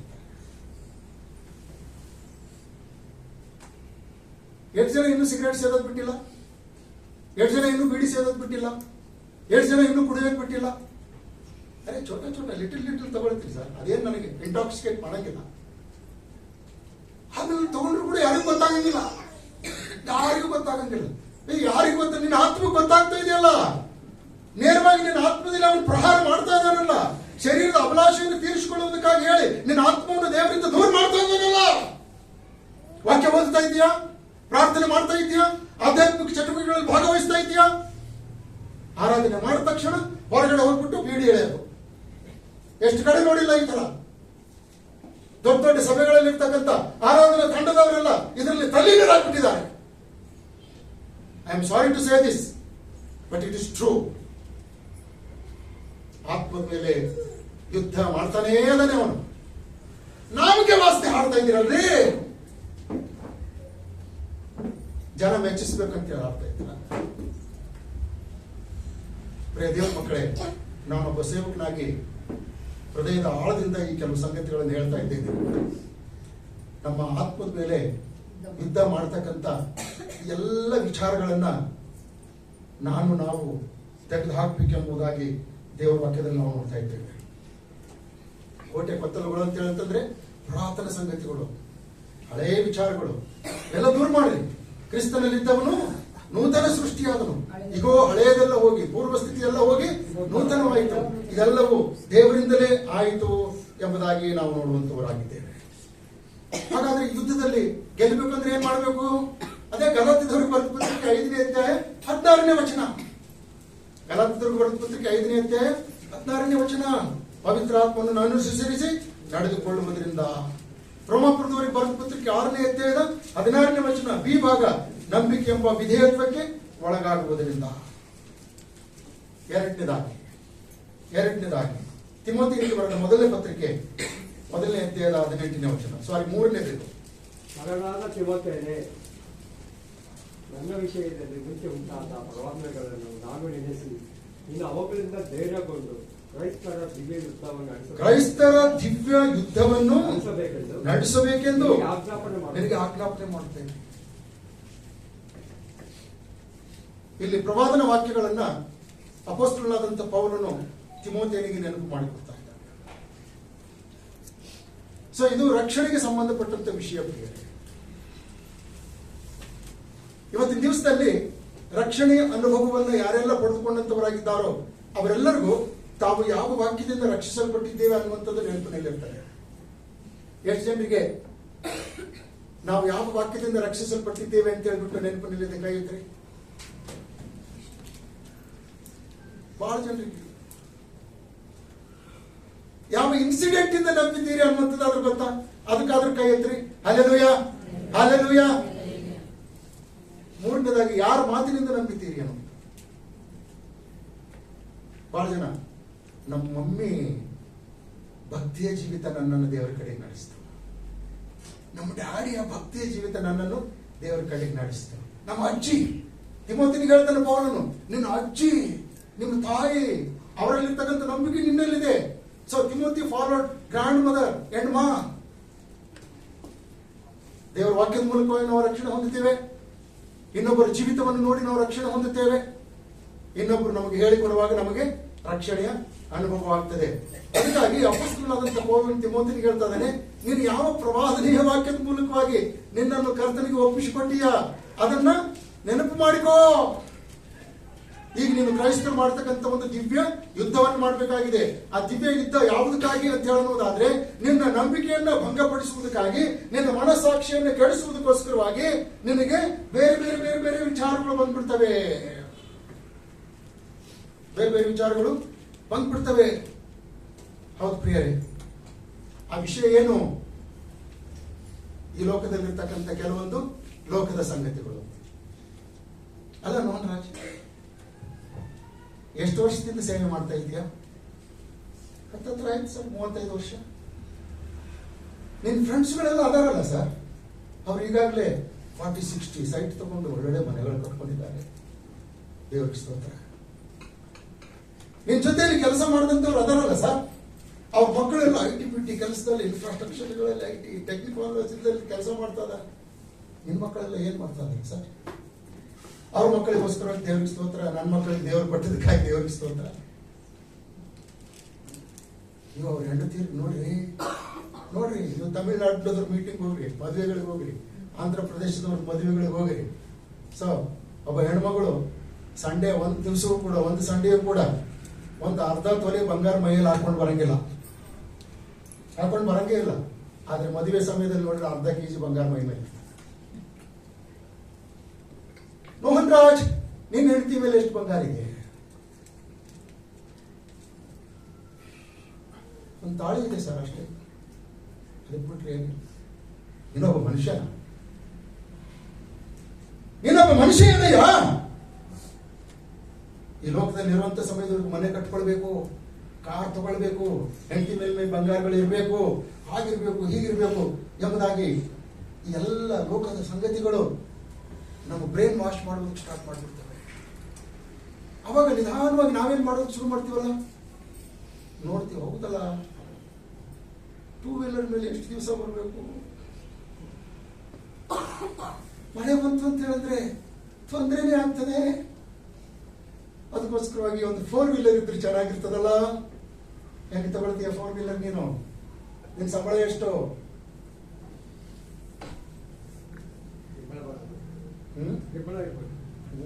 ಅಲ್ಲಿ ಆನ್ಸರ್ ಬಂತು ನೋಡಿ. ಆತ್ಮದ ಮೇಲೆ ಪ್ರಹಾರ, ಡೈರೆಕ್ಟ್ ಅಟ್ಯಾಕ್. ಸುಳ್ಳು ಲೆಕ್ಕ ಬರಿ, ಚರ್ಚಿಗೆ ಸುಳ್ಳು ಅಕೌಂಟ್ ಕೊಡು. ನೀನು ಕೆಲಸ ಮಾಡ್ತಕ್ಕಂಥ ಸ್ಥಳದಲ್ಲಿ ನಿಮ್ಮ ಯಜಮಾನರಿಗೆ ವಂಚಿಸು. ನಿನ್ನ ಆಸ್ತಿ ಏನಿದೆಯಲ್ಲ, 1-2 ಫೂಟ್ ಅಥವಾ 3 ಫೂಟ್ ಆ ಕಡೆ ತಳ್ಬಿಡು. ಮೊನ್ನೆ ನಮ್ಮ ಹೊರಗೆ ಹೋಗಿದ್ದೀವಿ ನಾವು. ದೇವರಿಗೆ ಸ್ತೋತ್ರ, ನನ್ನ ಹೆಸರಿನಲ್ಲಿ ನನ್ನ ಲ್ಯಾಂಡ್ ರಿಜಿಸ್ಟ್ರೇಷನ್ ಆಗಿದೆ. ಹಲ್ಲೆಲೂಯಾ. ಇದಕ್ಕೆ ದೊಡ್ಡ ಪ್ರಯಾಸ ಪಟ್ಟಿದ್ದಾರೆ ಅಲ್ಲೆಲ್ಲ ನಮ್ಮ ತಮ್ಮಂದಿರೆಲ್ಲ. ನಾನೇನ್ ಪ್ರಯಾಸ ಪಟ್ಟಿಲ್ಲ, ಹೋಗಿ ಸುಮ್ಮನೆ ಸೈನ್ ಮಾಡಿ ಬಂದಿದ್ದೀನಿ ಅಷ್ಟೇ. ನಾನು ಇನ್ನೊಬ್ರು ಅಣ್ಣ ತಮ್ಮಂದಿರ, ಅವ್ರಿಗೆ ಇಬ್ಬರೇ ಅಣ್ಣ ತಮ್ಮಂದಿರಿಬ್ಬರೇ, ಅಂದ್ರೆ ಚಿಕ್ಕಪ್ಪನ ಮಕ್ಕಳು. ಒಬ್ಬ ಅಣ್ಣ ಇಲ್ಲಿರ್ತಾನೆ, ತಮ್ಮ ಅಲ್ಲಿರ್ತಾನೆ. ನಾನು ಕರ್ಕೊಂಡು ಹೋದ್ರು, ರಾಜು ಬಾ ಅಂತೇಳಿ ಕರ್ಕೊಂಡು ಹೋದ್ರು. ಹೋದೆ ನಾನು. ಹೋದ್ಮೇಲೆ ತೋರಿಸ್ತಾ ಇದ್ದಾರೆ ಅಲ್ಲಿ ನೋಡಿ. ಇಲ್ಲಿವರೆಗೂ ನಾನು ಬಿತ್ತಿದ್ದೆ ಸುಮಾರು 15 ಫೀಟ್. 15 ಫೀಟು ಆ ಕಡೆ ಸುಮಾರು ಹತ್ತತ್ರ ಒಂದು 200-300 ಅಡಿ ದೂರ ಇದೆ, ಅಗಲ ಇದೆ. ಕಡೆ 15 ಫೀಟ್ ಬಿತ್ಕೊಂಡಿದ್ದೀನಿ. ಬಿತ್ಕೊಂಡ್ಮೇಲೆ ನನ್ನ ತಮ್ಮ ಬಂದು ಇದನ್ನು ಪೂರ್ತಿ ಹರಿಬಿಟ್ಟಿದ್ದಾನೆ, ಅಂದ್ರೆ ಡೆಮಾಲಿಷ್ ಮಾಡಿಬಿಟ್ಟಿದ್ದಾನೆ. ಕೇಳಲಿಲ್ಲ ಯಾಕೆ ಹರಿಗಿದ್ದೀಯ ಅಂತ. ಕೇಳಿದೆ, ಇದು ನನ್ನ ಜಾಗ ಅಂತಾನೆ. ಹಗ್ಗ ತಗೊಂಡು ಬಾ ಅಳತೆ ಮಾಡೋಣ ಅಂತ ಮೈ ಮೇಲೆ ಬರ್ತಾ ಇದ್ದಾನೆ. ಸರಿ, ಇವನ್ ಜೊತೆಗೆ ಏನಪ್ಪ ತಕರಾರು ಬೇಡ ಅಂತ ಹೇಳ್ಬಿಟ್ಟು ನಾನು ಸುಮ್ಮನೆ ಆಗ್ಬಿಟ್ಟಿದ್ದೇನೆ. ನೋಡ್ರ, ಎಷ್ಟೋ ಜನ ಇವತ್ತಿನ ದಿವಸದಲ್ಲಿ ತಮ್ಮ ಆಸ್ತಿಯನ್ನು ಹೆಚ್ಚಿಗೆ ಮಾಡ್ಕೊಳ್ಳೋದಕ್ಕಾಗಿ ಆಸ್ತಿಯಲ್ಲಿ ಕೊಡಕ. ಸೊ ಈ ಗೋಡೆ ಹೊಡೆದು ಬಿಡ್ಬೇಕು ಅಂತ ಹೇಳ್ತಾರೆ. ಇದು ತಪ್ಪಲ್ಲ, ಇದು ಅದನ್ನು ಕೊಂಡ್ಕೊಳ್ಳೋದಕ್ಕಷ್ಟೇ ನಾವು ಕೊಂಡ್ಕೊಳ್ಬೇಕು ನಾವು, ಅದನ್ನು ಮಾಡೋಣ. ಆದ್ರೆ ಒತ್ತಾಯದಿಂದ ಗೋಡೆ ಸರ್ಸೋದ್ ಬೇಡ. ಹೇಗೂ ಕರ್ತನಲ್ಲಿ ಪ್ರಿಯರೇ, ಇವತ್ತಿನ ದಿವಸದಲ್ಲಿ ನಿಮ್ಮ ಒಳ್ಳೆ ಮನಸ್ಸಾಕ್ಷಿಯ ಮೇಲೆ, ನಿಮ್ಮ ಮತ್ತು ನನ್ನ ನಂಬಿಕೆಯ ಮೇಲೆ ಈ ವಾಕ್ಯಕ್ಕೆ ವಿರುದ್ಧವಾದಂತ ಸಂಗತಿಗಳನ್ನ ಈ ದುರಾತ್ಮನು ತೆಗೆದುಕೊಂಡು ಬರ್ತಾನಲ್ಲ, ಅವಾಗ ನಮ್ಮ ಆತ್ಮ ಏನಾಗ್ತದೆ ಮಾತ್ರ ಮೆತ್ತಿಗೆ ಓಪನ್ ಆಗೋದಕ್ಕೆ ಶುರು ಮಾಡ್ಬಿಡ್ತದೆ. ಮೆತ್ತಿಗೆ ಓಪನ್ ಆಗೋದು ಶುರು ಮಾಡ್ತದೆ. ಗಾಳಿ ಒಳಗೆ ನುಸುಳೋದಕ್ಕೆ ಎಷ್ಟು ಜಾಗ ಬೇಕು? ಬೆಳಕು ಒಳಗೆ ಬರೋದಕ್ಕೆ ಎಷ್ಟು ಜಾಗ ಬೇಕು? ಎಷ್ಟು ಬೇಕು? ಕೂದಲೆಳೆಯಷ್ಟು ಸಾಕ್ರಿ. ಕೂದಲೆಳೆಯಷ್ಟು ನೀವು ಕಿಟಕಿಯನ್ನು ತೆರೀರಿ, ಹೊರಗಿನ ಬೆಳಕು ಒಳಗಡೆ ಬಂದ್ಬಿಡ್ತದೆ. ಕೂದಲೆಳೆಯಷ್ಟು ನೀವು ಬಾಗಿಲನ್ನು ತೆರೀರಿ, ಹೊರಗಿರ್ತಕ್ಕಂಥ ಗಾಳಿ ಒಳಗಡೆ ಬರ್ತದೆ. ಅದೇ ರೀತಿಯಿಂದ ನಿಮ್ಮ ಆತ್ಮವನ್ನ ಒಂದು ಚೂರು ತೆಗೆದ್ರೆ ಸಾಕು, ಸೈತಾನನು ಫುಲ್ ಪವರಿಂದ ಒಳಗೆ ನುಗ್ಗಿಬಿಡ್ತಾನೆ. ಆತ್ಮದ ಮೇಲೆ ಯುದ್ಧ ಮಾಡು, ನಮ್ಮ ಮನಸ್ಸಾಕ್ಷಿಯನ್ನು ಕೆಡಿಸ್ಬಿಡ್ತಾನೆ. ಅದಕ್ಕೆ ಬೈಬಲ್ ಉದಾಹರಣೆ ಕೂಡ ಬರೆಯಲಾಗಿದೆ. ದಯಮಾಡಿ ಮುಂದಿನ ವಚನ ಓದ್ರಿ. ಅದೇ ವಾಕ್ಯದಲ್ಲಿ ತಿಮೋಥಿಯನಿಗೆ ಬರೆದ ಮೊದಲ ಪತ್ರಿಕೆ 1ನೇ ಅಧ್ಯಾಯ 18ನೇ ವಚನದ ಮುಂದಿನ ವಾಕ್ಯ ಓದ್ರಿ. ಯಾರೆಲ್ಲ ಈ ಲೋಕದಲ್ಲಿ ಹಾಳಾಗಿ ಹೋಗಿದ್ದಾರೆ ಅಂತ ಹೇಳಿ ತೋರಿಸ್ತಾನೆ. ಓದ್ರಿ ಮುಂದೆ. ನಂಬಿಕೆಯನ್ನು ತಿಮೋಥಿಯನಿಗೆ ಬರೆದ ಮೊದಲನೇ ಪತ್ರಿಕೆ, ಸೊ ಅದ್ರ 18ನೇ ವಚನದ ಮುಂದೆ ಭಾಗ. ನೀವು ಅವುಗಳಿಂದ ಧೈರ್ಯಗೊಂಡು ಕ್ರೈಸ್ತರ ಜೀವನವನ್ನು ನಡೆಸಬೇಕು ನಿಮಗೆ ಆಜ್ಞೆ ಮಾಡುತ್ತೇನೆ. 19ನೇ ವಚನ ಹೇಳ್ತಾನೆ, ನಂಬಿಕೆಯನ್ನು ಒಳ್ಳೆ ಮನಸ್ಸಾಕ್ಷಿಯನ್ನು ಬಿಡದೆ ಹಿಡಿದುಕೋ. ಕೆಲವರು ಮನಸ್ಸಿನ ಒಳ್ಳೆ ಸಾಕ್ಷಿಯನ್ನು ತಳ್ಳಿಬಿಟ್ಟು ಕ್ರಿಸ್ತ ನಂಬಿಕೆ ವಿಷಯದಲ್ಲಿ ಹಡಗು ಒಡೆದು ನಷ್ಟಪಟ್ಟವರಂತೆ ಇದ್ದಾರೆ. ಹೆಸರು ಕೊಟ್ಟಿದ್ದಾರೆ, ಹುಮೇನಾಯನು, ಅಲೆಕ್ಸಾಂದ್ರನು ಇಂಥವರೇ ಎಂಬುದಾಗಿ. ನಂಬಿಕೆಯಿಂದ ಹಿಂಜಾರಿ ಹೋಗ್ತಕ್ಕಂಥವರಾಗಿದ್ದಾರೆ. ಮತ್ತೆ ಅವರು ನಂಬಿಕೆಯಲ್ಲಿ ಬರುವಂತದ್ದು ಬಹಳ ಕಷ್ಟ ಪ್ರಿಯರೇ. ಅದಕ್ಕಾಗಿ ಒಬ್ಬರು ದೇವರ ಸೇವಕರು ಹೇಳ್ತಾರೆ, ಯೇಸು ಕ್ರಿಸ್ತನನ್ನು ಸ್ವಂತ ರಕ್ಷಕನನ್ನಾಗಿ ಅಂಗೀಕಾರ ಮಾಡಿಕೊಂಡು ಆತನಲ್ಲಿ ನಂಬಿಕೆ ಇಡ್ತಕ್ಕಂಥದ್ದು ಸುಲಭ. ಪಕ್ಕದಲ್ಲಿದ್ದವ್ರಿಗೆ ಹೇಳ್ರಿ, ಯೇಸುವನ್ನು ಅಂಗೀಕರಿಸಿಕೊಂಡು ಆತನನ್ನು ನಂಬತಕ್ಕಂಥದ್ದು ಸುಲಭ. ಸುಲಭ ಅಂದ್ರೆ ಸುಲಭ, ವೆರಿ ಸಿಂಪಲ್. ಇದಕ್ಕೇನು ದುಡ್ಡು ಕೊಡ್ಬೇಕಾಗಿಲ್ಲ, ಇದಕ್ಕೇನು ಪಾದಯಾತ್ರೆ ಮಾಡಬೇಕಾಗಿಲ್ಲ, ಇದಕ್ಕೇನು ಉಪವಾಸ ಇರಬೇಕಾಗಿಲ್ಲ, ಹಣ್ಣು ಹೂವು ಕರ್ಪೂರ ಕೊಡಬೇಕಾಗಿಲ್ಲ, ತಲೆ ಬೋಳಿಸ್ಕೊಳ್ಬೇಕಾಗಿಲ್ಲ, ಟೆಂದು ಕೊಡಬೇಕಾಗಿಲ್ಲ. ಅರ್ಧ ಹೊಡೆದ ಟಪ್ ಅಂತ ಅವನು ಅರ್ಧ ಇಟ್ಕೊಳ್ತಾನೆ, ಅರ್ಧ ಈಗ ಇಟ್ಕೊಂಡ್ಬಿಡ್ತಾನೆ. ಏನು ಮಾಡ್ಬೇಕಾಗಿಲ್ಲ, ವೆರಿ ಸಿಂಪಲ್. ಅಲ್ಲಪ್ಪ, ನಮ್ಮನ ಪ್ರವಾದಿ ಆದಂತ ಎಲಿಷಾ ಏನ್ ಹೇಳ್ದ ನಿನಗೆ? ಏನ್ ಹೇಳ್ದ? ಹೋಗು ಯೋರ್ದನ್ ಹೊಳೆಯಲ್ಲಿ 7 ಸಾರಿ ಮುಳುಗಿ ಹೇಳು ಅಂತ ಹೇಳಂದ. ಅವನೇನಾದ್ರೂ ಕಷ್ಟಕರವಾದಂಥದ್ದು ಏನಾದ್ರೂ ಹೇಳ್ದನಾ? ದುರ್ಲಭವಾದಂಥದ್ದು ಏನಾದ್ರೂ ಹೇಳ್ದನಾ? 100 ಹದ್ದಾರಿ ನಡ್ಕೊಂಡು ಹೋಗ್ಬೇಕಂತೇಳಿ ಏನಾದ್ರೂ ಹೇಳ್ದನಾ? 100 ಜನ ಮುತ್ತೈದರಿಗೆ ಸೀರೆ ಉಡಿಸಂತೇಳಿ ಏನಾದ್ರೂ ಹೇಳ್ದನಾ? ದೇವರಿಗೆ ಕಿರೀಟ ಮಾಡಿ ತೋರಿಸುವಂತೇಳಿ ಏನಾದ್ರೂ ಹೇಳ್ದನಾ? ಕಣ್ಣಿಲ್ಲದಂತ ದೇವರಿಗೆ ಕಣ್ಣು ಮಾಡಿಸಿಕೊಡು ಅಂತ ಹೇಳಿ ಏನಾದ್ರು ಹೇಳಿದ್ನ? ಕಾಲಿಲ್ಲದಂತ ದೇವರಿಗೆ ರಥ ಮಾಡಿಸಿಕೊಡು ಅಂತ ಏನಾದ್ರು ಹೇಳಿದ್ನ? ಏನು ಹೇಳಿಲ್ಲ. Very simple. ಹೋಗಿ ಮುಳುಗು ಅಂತ ಹೇಳಂತ ಅಷ್ಟೇ. ಯಾಕೆ ಮುಳುಗಬಾರ್ದು ಅಂತ ಹೇಳಂದಾಗ ನಾಮಾನ ತಪ್ಪಾಯ್ತು, ನೀನು ಹೇಳಿದ ಮಾತಿಗೆ ಇದೇನಾಗ್ತೀನಿ ಅಂತ ಹೇಳ್ಬಿಟ್ಟು 7 ಸಾರಿ ಮುಳುಗೆದ್ದ, ಶುದ್ಧನಾದ. ಹಲ್ಲೆಲೂಯಾ! ಸುಲಭವಾದಂತ ಮಾರ್ಗ. ಆದ್ರೆ ಯಾವಾಗ ನೀನು ಏಸಪ್ಪನ ಹೆಜ್ಜೆ ಜಾಡಿಯಲ್ಲಿ ಹೆಜ್ಜೆ ಇಟ್ಟು ನಡಿ ಅಂತ ಹೇಳಂತಾರೋ ಆಗ ಕುತ್ತಿಗೆ ಬರ್ತವೆ. ಯಪ್ಪ, ಆತ ನಡೆದಂಗ್ ನಡೆಯಕ್ಕಾಗಂಗಿಲ್ರಿ, ಆತ ನಡೆದಂಗ್ ನಡೆಯಕ್ಕಾಗಂಗಿಲ್ಲ. ಸುಳ್ಳು ಹೇಳಿಲ್ಲ ಅಂದ್ರೆ ಸಂಸಾರ ನಡೆಯಂಗಿಲ್ಲ. ಸುಳ್ಳು ಹೇಳಿಲ್ಲ ಅಂದ್ರೆ ಸಂಸಾರ ನಡೆಯಂಗಿಲ್ಲ. ಇಸ್ಬಿಟ್ಟು ಆಡ್ಲಿಲ್ಲ ಅಂದ್ರೆ ರೊಕ್ಕ ಬರಂಗಿಲ್ಲ. ಇನ್ನೊಬ್ಬನಿಗೆ ಟೋಪಿ ಹಾಕಿ ಚಾ ಕುಡಿಲಿಲ್ಲ ಅಂತ ಹೇಳಿದ್ರೆ ರೊಕ್ಕ ಉಳಿಯಂಗಿಲ್ಲ. ಹೆಂಗ್ರಿ ಸುಲಭವಾಗಿ ನೋಡ್ಕೊಳಕ್ ಆಗ್ತದೆ? ಸುಲಭವಾಗಿ ನೋಡ್ಕೊಳಕ್ ಆಗಂಗಿಲ್ಲ. ಕೈಯಲ್ಲಿ ಮೊಬೈಲ್ ಇದ್ದ ಮೇಲೆ ಮೊಬೈಲ್ ನಲ್ಲಿ ಏನೇನೆಲ್ಲ ಆಪ್ಸ್ಗಳದಾವ. ಒಂದ್ ಸಾರಿ ಆದ್ರೂ ನೋಡ್ಬಾರ್ದಾ? ನೋಡ್ಲೇಬೇಕು. ನೋಡು, ಯಾರು ಬೇಡ ಅಂತಾರೆ.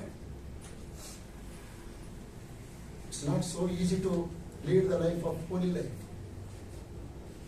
ನನಗೆ ಹಿಡ್ಕೊಂಡೆ ನೀವು ಅನ್ಬೋದು, ಪಾಸ್ಟ್ರೆ ವಾಟ್ ಅಬೌಟ್ ಯು ಅಂತ ಹೇಳಿ ಕೇಳ್ಬೋದು, ಇನ್ಕ್ಲೂಡಿಂಗ್ ಮೀನೇ. It's very hard to lead the holy life. ಆದರೆ ದೇವರು ನನಗೂ ನಮಗೂ ಒಂದು ವಿಶೇಷವಾದಂಥ ಆಶೀರ್ವಾದವನ್ನು ಮಾಡಿದ್ದಾರೆ. ಅದೇನು ಗೊತ್ತಾ? ನಮ್ಮ ಕರ್ತನಾದ ಯೇಸು ಕ್ರಿಸ್ತನ ಮೂಲಕ ನಮಗೆ ಜಯ ಕೊಟ್ಟಿದ್ದಾನೆ. ಹಲ್ಲೆಲೂಯಾ! ಹಲ್ಲೆಲೂಯಾ! ಹಲ್ಲೆಲೂಯಾ!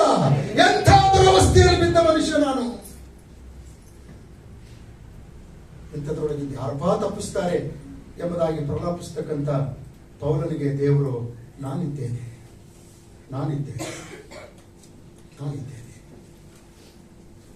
ಆರಾಧನೆ ಮಾಡ್ತಕ್ಕಂಥ ತಂಡದವರು ಯೆಶಾಯನ ಪುಸ್ತಕ 41ನೇ ಅಧ್ಯಾಯದ 10ನೇ ವಚನದಲ್ಲಿ ಇರ್ತಕ್ಕಂಥ ಕೆಲವು ವಚನಗಳನ್ನು ಹೇಳಿದವರು, ನಾನು ನಿನ್ನೊಂದಿಗಿದ್ದೇನೆ, ದಿಗ್ಭ್ರಮೆಗೊಳ್ಳದಿರು, ನಾನೇ ನಿನ್ನ ದೇವರು, ನನ್ನ ಧರ್ಮದ ಬಲಗೆಯನ್ನು ನಿನಗೆ ಆಧಾರವಾಗಿ ಮಾಡ್ತೇನೆ ಅಂತ ಹೇಳಿ ಅನೇಕ ರೀತಿಯಿಂದ ಆತನು ನಮ್ಮ ಸಂಗಡಿಗನಾಗಿದ್ದಾನೆ. ನಂತರದಲ್ಲಿ ನಾವು ನೋಡ್ತೇವೆ 4ನೇದಾಗಿ ಯಾಕೋಬನ ಬರೆದ ಪತ್ರಿಕೆ 4ನೇ ಅಧ್ಯಾಯದ 1ನೇ ವಚನ. ಯಾಕೋಬನ ಬರೆದ 4ನೇ ಅಧ್ಯಾಯ 1ನೇ ವಚನ. ನಿಮ್ಮ ಯುದ್ಧಗಳು ಕಾದಾಟಗಳು ಎಲ್ಲಿಂದ ಹುಟ್ಟುತ್ತವೆ? ನಿಮ್ಮ ಯುದ್ಧಗಳು ಕಾದಾಟಗಳು ಎಲ್ಲಿಂದ ಹುಟ್ಟುತ್ತವೆ? ನಿಮ್ಮ ಇಂದ್ರಿಯಗಳಲ್ಲಿ ಹೋರಾಡುವ ಭೋಗಾಶೆಗಳಿಂದಲೇ ಅಲ್ಲವೇ? ಪೇತ್ರನು ಬರೆದ 1ನೇ ಪತ್ರಿಕೆಯಲ್ಲಿ ತಿಳಿಸಿರ್ತಕ್ಕಂಥ ಆತ್ಮದ ಮೇಲೆ ಯುದ್ಧ ಮಾಡುವಂತ ಶಾರೀರಿಕ ಅಭಿಲಾಷೆಗಳು, ಯಾಕೋಬನು 4ನೇ ಅಧ್ಯಾಯದ 1ನೇ ವಚನದಲ್ಲಿ ತಿಳಿಸಿರುವಂತ ಯಾವುದಿದು? ಲೋಕ ಭೋಗಾಶೆಗಳು. ಎರಡು ಒಂದೇ.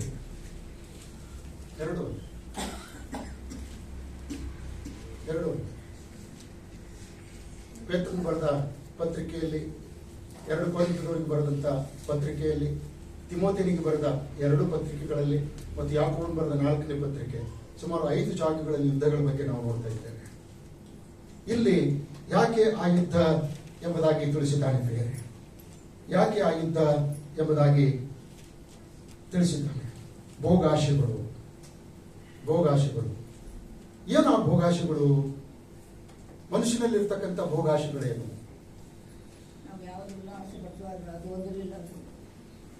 ಯಾವ್ದು ಆಶೆ ಪಡ್ತೇವೋ ಸೊ ಗುಡ್ ಡಿಸೈರ್ಸ್ಗಳು ಕೂಡ ಅದಾವಲ್ಲ. 103ನೇ ಕೀರ್ತನೆ ಹೇಳ್ತಾನಲ್ಲ, ದೇವರು ನಿಮ್ಮ ಹೃದಯದ ಒಳ್ಳೆ ಬಯಕೆಗಳನ್ನ ಈಡೇರಿಸಲಿ ಅಂತ ಹೇಳಿ.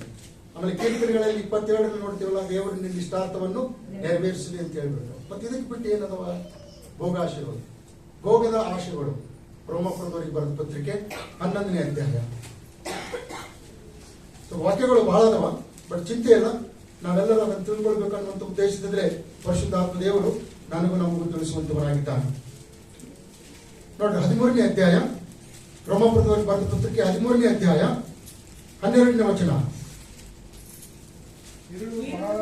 ಇರುಳು ಬಹಳ ಮಟ್ಟಿಗೆ ಕಳೆಯಿತು, ಹಗಲು ಸಮೀಪವಾಯಿತು, ಕತ್ತಲಿಗೆ ಅನುಗುಣವಾದ ಕೃತ್ಯಗಳನ್ನು ಬಿಟ್ಟು ಬೆಳಕಿಗೆ ಅನುಗುಣವಾದ ಆಯುಧಗಳನ್ನು ಧರಿಸಿಕೊಳ್ಳೋಣ. ದುಂದೌತಣ, ಹುಡುಕ್ತನಗಳಲ್ಲಿ ಆಗಲಿ, ಕಾಮಾಭಿಲಾಷೆ, ನಿರ್ಲಜ್ಜ ಕೃತ್ಯಗಳಲ್ಲಿ ಆಗಲಿ, ಜಗಳ, ಹೊಟ್ಟೆ ಕಿಚ್ಚುಗಳಲ್ಲಿ ಆಗಲಿ ಕಾಲ ಕಳೆಯಿದೆ. ಹಗಲು ಹೊತ್ತಿಗೆ ತಕ್ಕ ಮಾನಸ್ಥರಾಗಿ ನಡೆದುಕೊಳ್ಳೋಣ. ಭೋಗಾಶೆಗಳು. ಕಾರ್ ಮಾಡ್ಕೊಳ್ಳುವಂಥದ್ದು ಭೋಗಾಶೆ ಅಲ್ಲ, ಮನೆ ಕಟ್ಟಿಕೊಳ್ಳುವಂಥದ್ದು ಭೋಗಾಶೆ ಅಲ್ಲ, ಹೆಂಡತಿಯ ಮೈ ಮೇಲೆ ಎಷ್ಟು ಬೇಕೋ ಅಷ್ಟು ಬಂಗಾರವನ್ನು ಧರಿಸಿಕೊಳ್ತಕ್ಕಂಥದ್ದು ಭೋಗಾಶೆ ಅಲ್ಲ, ನೀನು ಉತ್ತಮವಾದಂಥ ಬಟ್ಟೆಗಳನ್ನು ಧರಿಸಿಕೊಳ್ತಕ್ಕಂಥದ್ದು ಭೋಗಾಶೆ ಅಲ್ಲ. ಭೋಗಾಶೆ ಯಾವುದು ಗೊತ್ತಾ? ಕೋಟಿಗಟ್ಟಲೆ ಖರ್ಚು ಮಾಡಿ ಆಭರಣಗಳನ್ನು ಧರಿಸಿಕೊಳ್ತಿಲ್ಲ, ಅದು ಭೋಗಾಶೆ. ಒಂದು ಶೂಟ್ ಹೊರಿಸೋದಕ್ಕೆ ಎಷ್ಟು ಬೇಕಾಗ್ತದೆ? ನಮ್ಮ ಟೈಟಸ್ ಅವ್ರು ಹೇಳ್ತಾರೆ, ಒಂದು ಶೂಟ್ ಮದುವೆ ಶೂಟ್ ಎಷ್ಟು ಬೇಕಾಗ್ತದಪ್ಪ? 10,000. ನೋಡಿ, 25,000 ಇಟ್ಕೋ ಸರ್, 25,000 ಇಟ್ಕೊಳ್ರಿ. ಯಾಕಂದ್ರೆ ಇತ್ತೀಚೆಗೆ ನಾವು 25,000 ರೂಪಾಯಿ ತನಕ ಹಾಕೊಳ್ತಾ ಇದ್ದೀವಿ. ಆದ್ರೆ ಅದು ಇದು ಬಿಟ್ಬಿಟ್ಟು 20 ಲಕ್ಷ 25 ಲಕ್ಷದ ಶೂಟ್. ಗಡಿಯಾರದ ಬೆಲೆ ಎಷ್ಟಿರ್ಬೋದು? ಮೊನ್ನೆ ಹಾರ್ದಿಕ್ ಪಾಂಡ್ಯದ ಗಡಿಯಾರದ ಬೆಲೆ ಹೇಳ್ತಾ ಇದ್ದಾರೆ 10 crores ಅಂತ ಗಡಿಯಾರದ. ಅನಿಲ್ ಅಂಬಾನಿ, ಮುಖೇಶ್ ಅಂಬಾನಿ ಅವ್ರ ಮಗ ಮದುವೆ ದಿವಸ ಹಾಕೊಂಡಿದ್ದಂತೆ ಗಡಿಯಾರ. ಎಷ್ಟಿರ್ಬೋದು ಅದ್ರದ್ದು ರೇಟು? 100 ಕೋಟಿ ಅಂತ. ಈ ಲೋಕದ ವಿಷಯಗಳು ಹೇಳ್ತಾ ಇದ್ದೀನಿ, ಅದೆಲ್ಲ ನಮ್ಗೆ ಗೊತ್ತಾಗ್ಬೇಕು ಅಂತ ಹೇಳ್ಬಿಟ್ಟು ಜಯಾ ಬಚ್ಚನ್ ಬಂದಿದ್ದಳು ಅಲ್ಲಿಗೆ. ಆ ಮುಖೇಶ್ ಅವ್ರ ಮದುವೆ ದಿವಸ ಜಯಾ ಬಚ್ಚನ್ ಬಂದಿದ್ದಳು. ಜಯಾ ಬಚ್ಚನ್ ಮೈ ಮೇಲೆ ಹಾಕೊಂಡಿರ್ತಕ್ಕಂಥ ಆಭರಣದ ಬೆಲೆ ಎಷ್ಟಿತ್ತು ಗೊತ್ತಾ? 140 ಕೋಟಿ. ದೇವ್ರ ಮಕ್ಕಳೇ, ಭೋಗಾಶೆ ಅಂತ ಹೇಳಂದ್ರೆ ಅವಶ್ಯಕತೆಗಿಂತಲೂ ಹೆಚ್ಚು ಖರ್ಚು ಮಾಡ್ತೀವಲ್ಲ, ಅದು ಭೋಗಾಶೆ. ಅವಶ್ಯಕತೆಗಿಂತಲೂ ಹೆಚ್ಚು ಬೇಕು ಬೇಕು ಬೇಕು ಅಂತೀವಲ್ಲ, ಅದು ಭೋಗಾಶೆ. ನಿನಗೊಂದು ಕಾರ್ ಇದೆಯಾ, ಸಾಕು. ಇನ್ನೊಬ್ರಿಗೆ ಎಂಪ್ಲಾಯ್ಮೆಂಟ್ ಮಾಡಿಸ್ಬೇಕಂತೀಯ, ಇನ್ನೊಬ್ರಿಗೆ ಉದ್ಯೋಗ ಕೊಡ್ಬೇಕಂತೀಯ, ಒಂದು 10 ಕಾರ್ ತಗೋ, ಅವ್ರಿಗೆ ಎಂಪ್ಲಾಯ್ಮೆಂಟ್ ಮಾಡು. ಬಟ್ ನೀನು ಮನೆ ಮುಂದೆ ಸುಮ್ಮನೆ 20 ಕಾರ್ ಇಟ್ಕೊಂಡ್ಬಿಟ್ಟು ಎಲ್ಲರಿಗೂ ತೋರಿಸ್ಬೇಡ.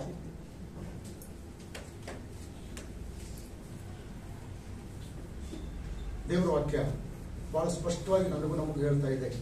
ಈ ಎಲ್ಲ ಭೋಗಾಶೆಗಳಿಗೋಸ್ಕರವಾಗಿ ಮನುಷ್ಯ ಏನ್ ಮಾಡ್ತಾನೆ ಗೊತ್ತಾ? ಆತ್ಮದ ಮೇಲೆ ಯುದ್ಧ ಮಾಡುವುದಕ್ಕೋಸ್ಕರವಾಗಿ ಅವಕಾಶ ಮಾಡಿಕೊಟ್ಟು ಶರೀರದಿಂದ ಬೇಡವಾದಂಥ ಕೆಲಸಗಳನ್ನು ಮಾಡುವುದಕ್ಕೆ ಪ್ರಾರಂಭ ಮಾಡ್ತಾನೆ.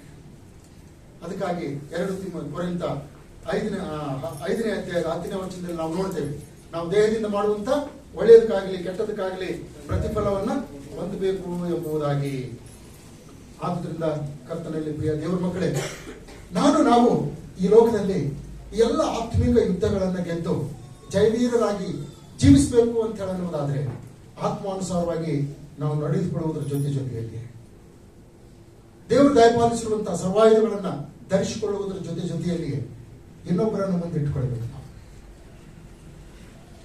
ಯುದ್ಧ ಮಾಡುವಂತ ಸಂದರ್ಭದಲ್ಲಿ ಸೈನಿಕರು ಯಾರಿಗೆ ಮಾತ್ರ ಕೂಡ ಮರೆಯಬಹುದು, ಆದರೆ ಸೇನಾಪತಿಯನ್ನು ಮರೆಯಲಿಲ್ಲ, ಅರಸನನ್ನು ಮರೆಯಲಿಲ್ಲ. ಸೇನಾಪತಿ ಮುಂದಿರಬೇಕು, ಅರಸ ಜೊತೆಯಲ್ಲಿರಬೇಕು. ಅರಸನನ್ನ ಸೇನಾಪತಿಯನ್ನು ನೋಡಿಯೇ ಎದುರುಗಡೆಯಲ್ಲಿರ್ತಕ್ಕಂಥ ವಿರೋಧಿಗಳು ಹೆದರ್ತಾರೆ.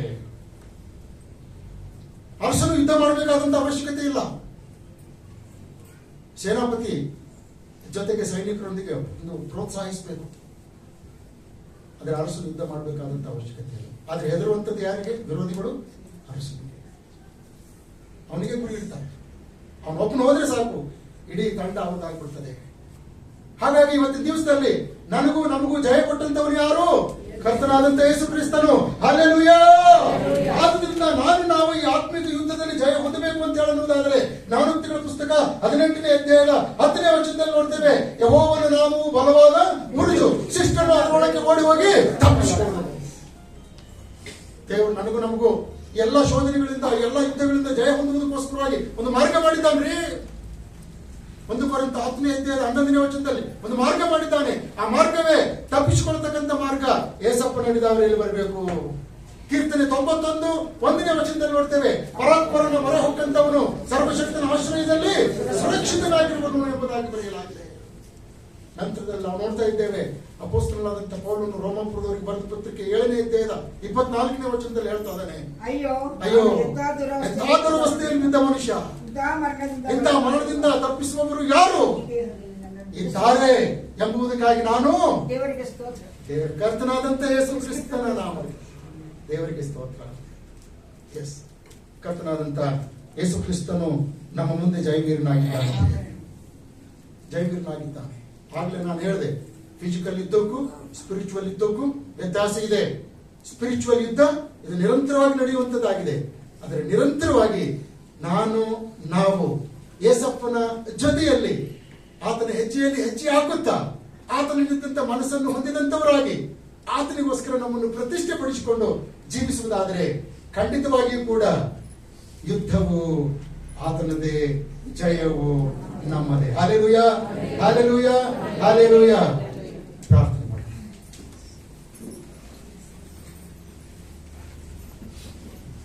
ಅಯ್ಯವರು ಮುಂದೆ ಬಂದು ನಮ್ಮನ್ನು ಪ್ರಾರ್ಥನೆಯನ್ನು ನಡೆಸಬೇಕಾಗಿ ಪ್ರೀತಿಯಿಂದ ಕೇಳ್ಕೊಳ್ತೇನೆ.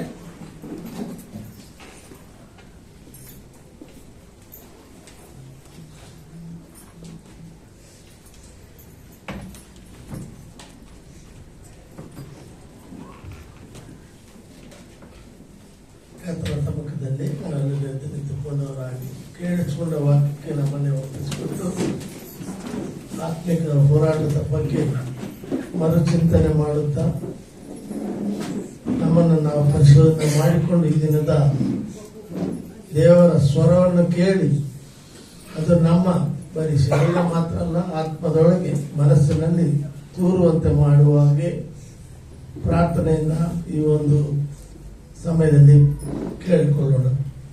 ನಮ್ಮ ಎಲ್ಲ ಆಶೀರ್ವಾದಗಳಿಗೂ ಮೂಲ ಕಾರಣವಾದ ಪ್ರಲೋಕದ ಪ್ರೀತಿಯುಳ್ಳ ದಯಾಮಯ ಸ್ವಾಮಿ, ನಿನ್ನ ಪರಿಶುದ್ಧವಾದ ನಾಮಕ್ಕೆ ಸ್ತೋತ್ರವಾಗಲಿ.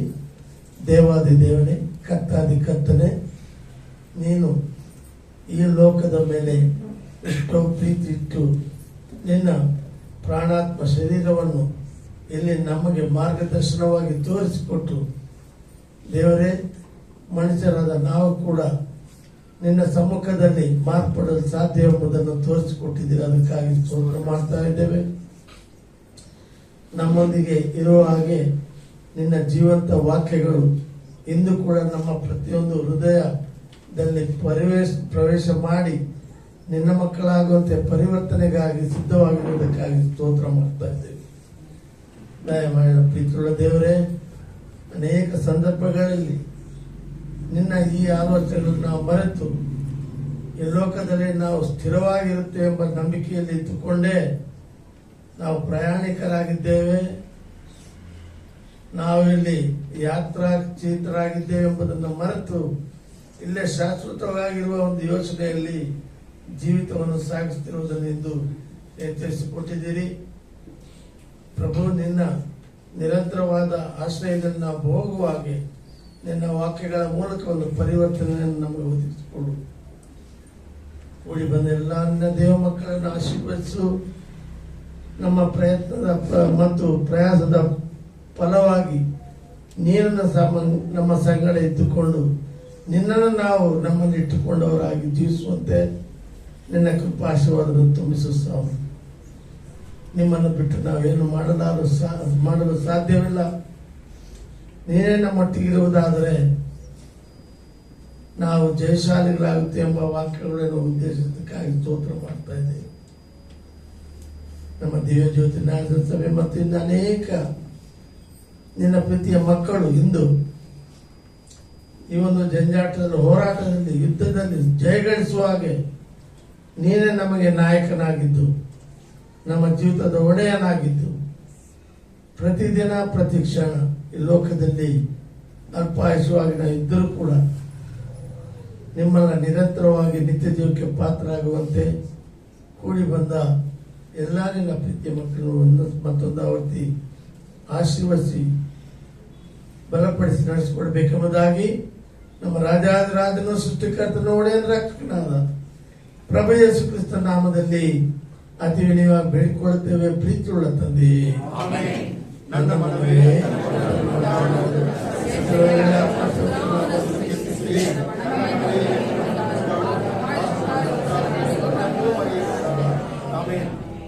ನಮ್ಮ ಕರ್ತರಾದ ಯೇಸು ಕ್ರಿಸ್ತನ ಕೃಪೆಯು, ತಂದೆಯಾದ ದೇವರ ಪ್ರೀತಿಯು, ಪವಿತ್ರ ಆತ್ಮರ ನೆನಪಿನ ಸಹವಾಸವು ಇಂದಿಗೂ ಸದಾ ಕಾಲವು ನಮ್ಮೆಲ್ಲರನ್ನ ಸ್ಥಿರವಾಗಿ ನೆಲೆಗೊಂಡಿರಲಿ ಸ್ವಾಮಿ.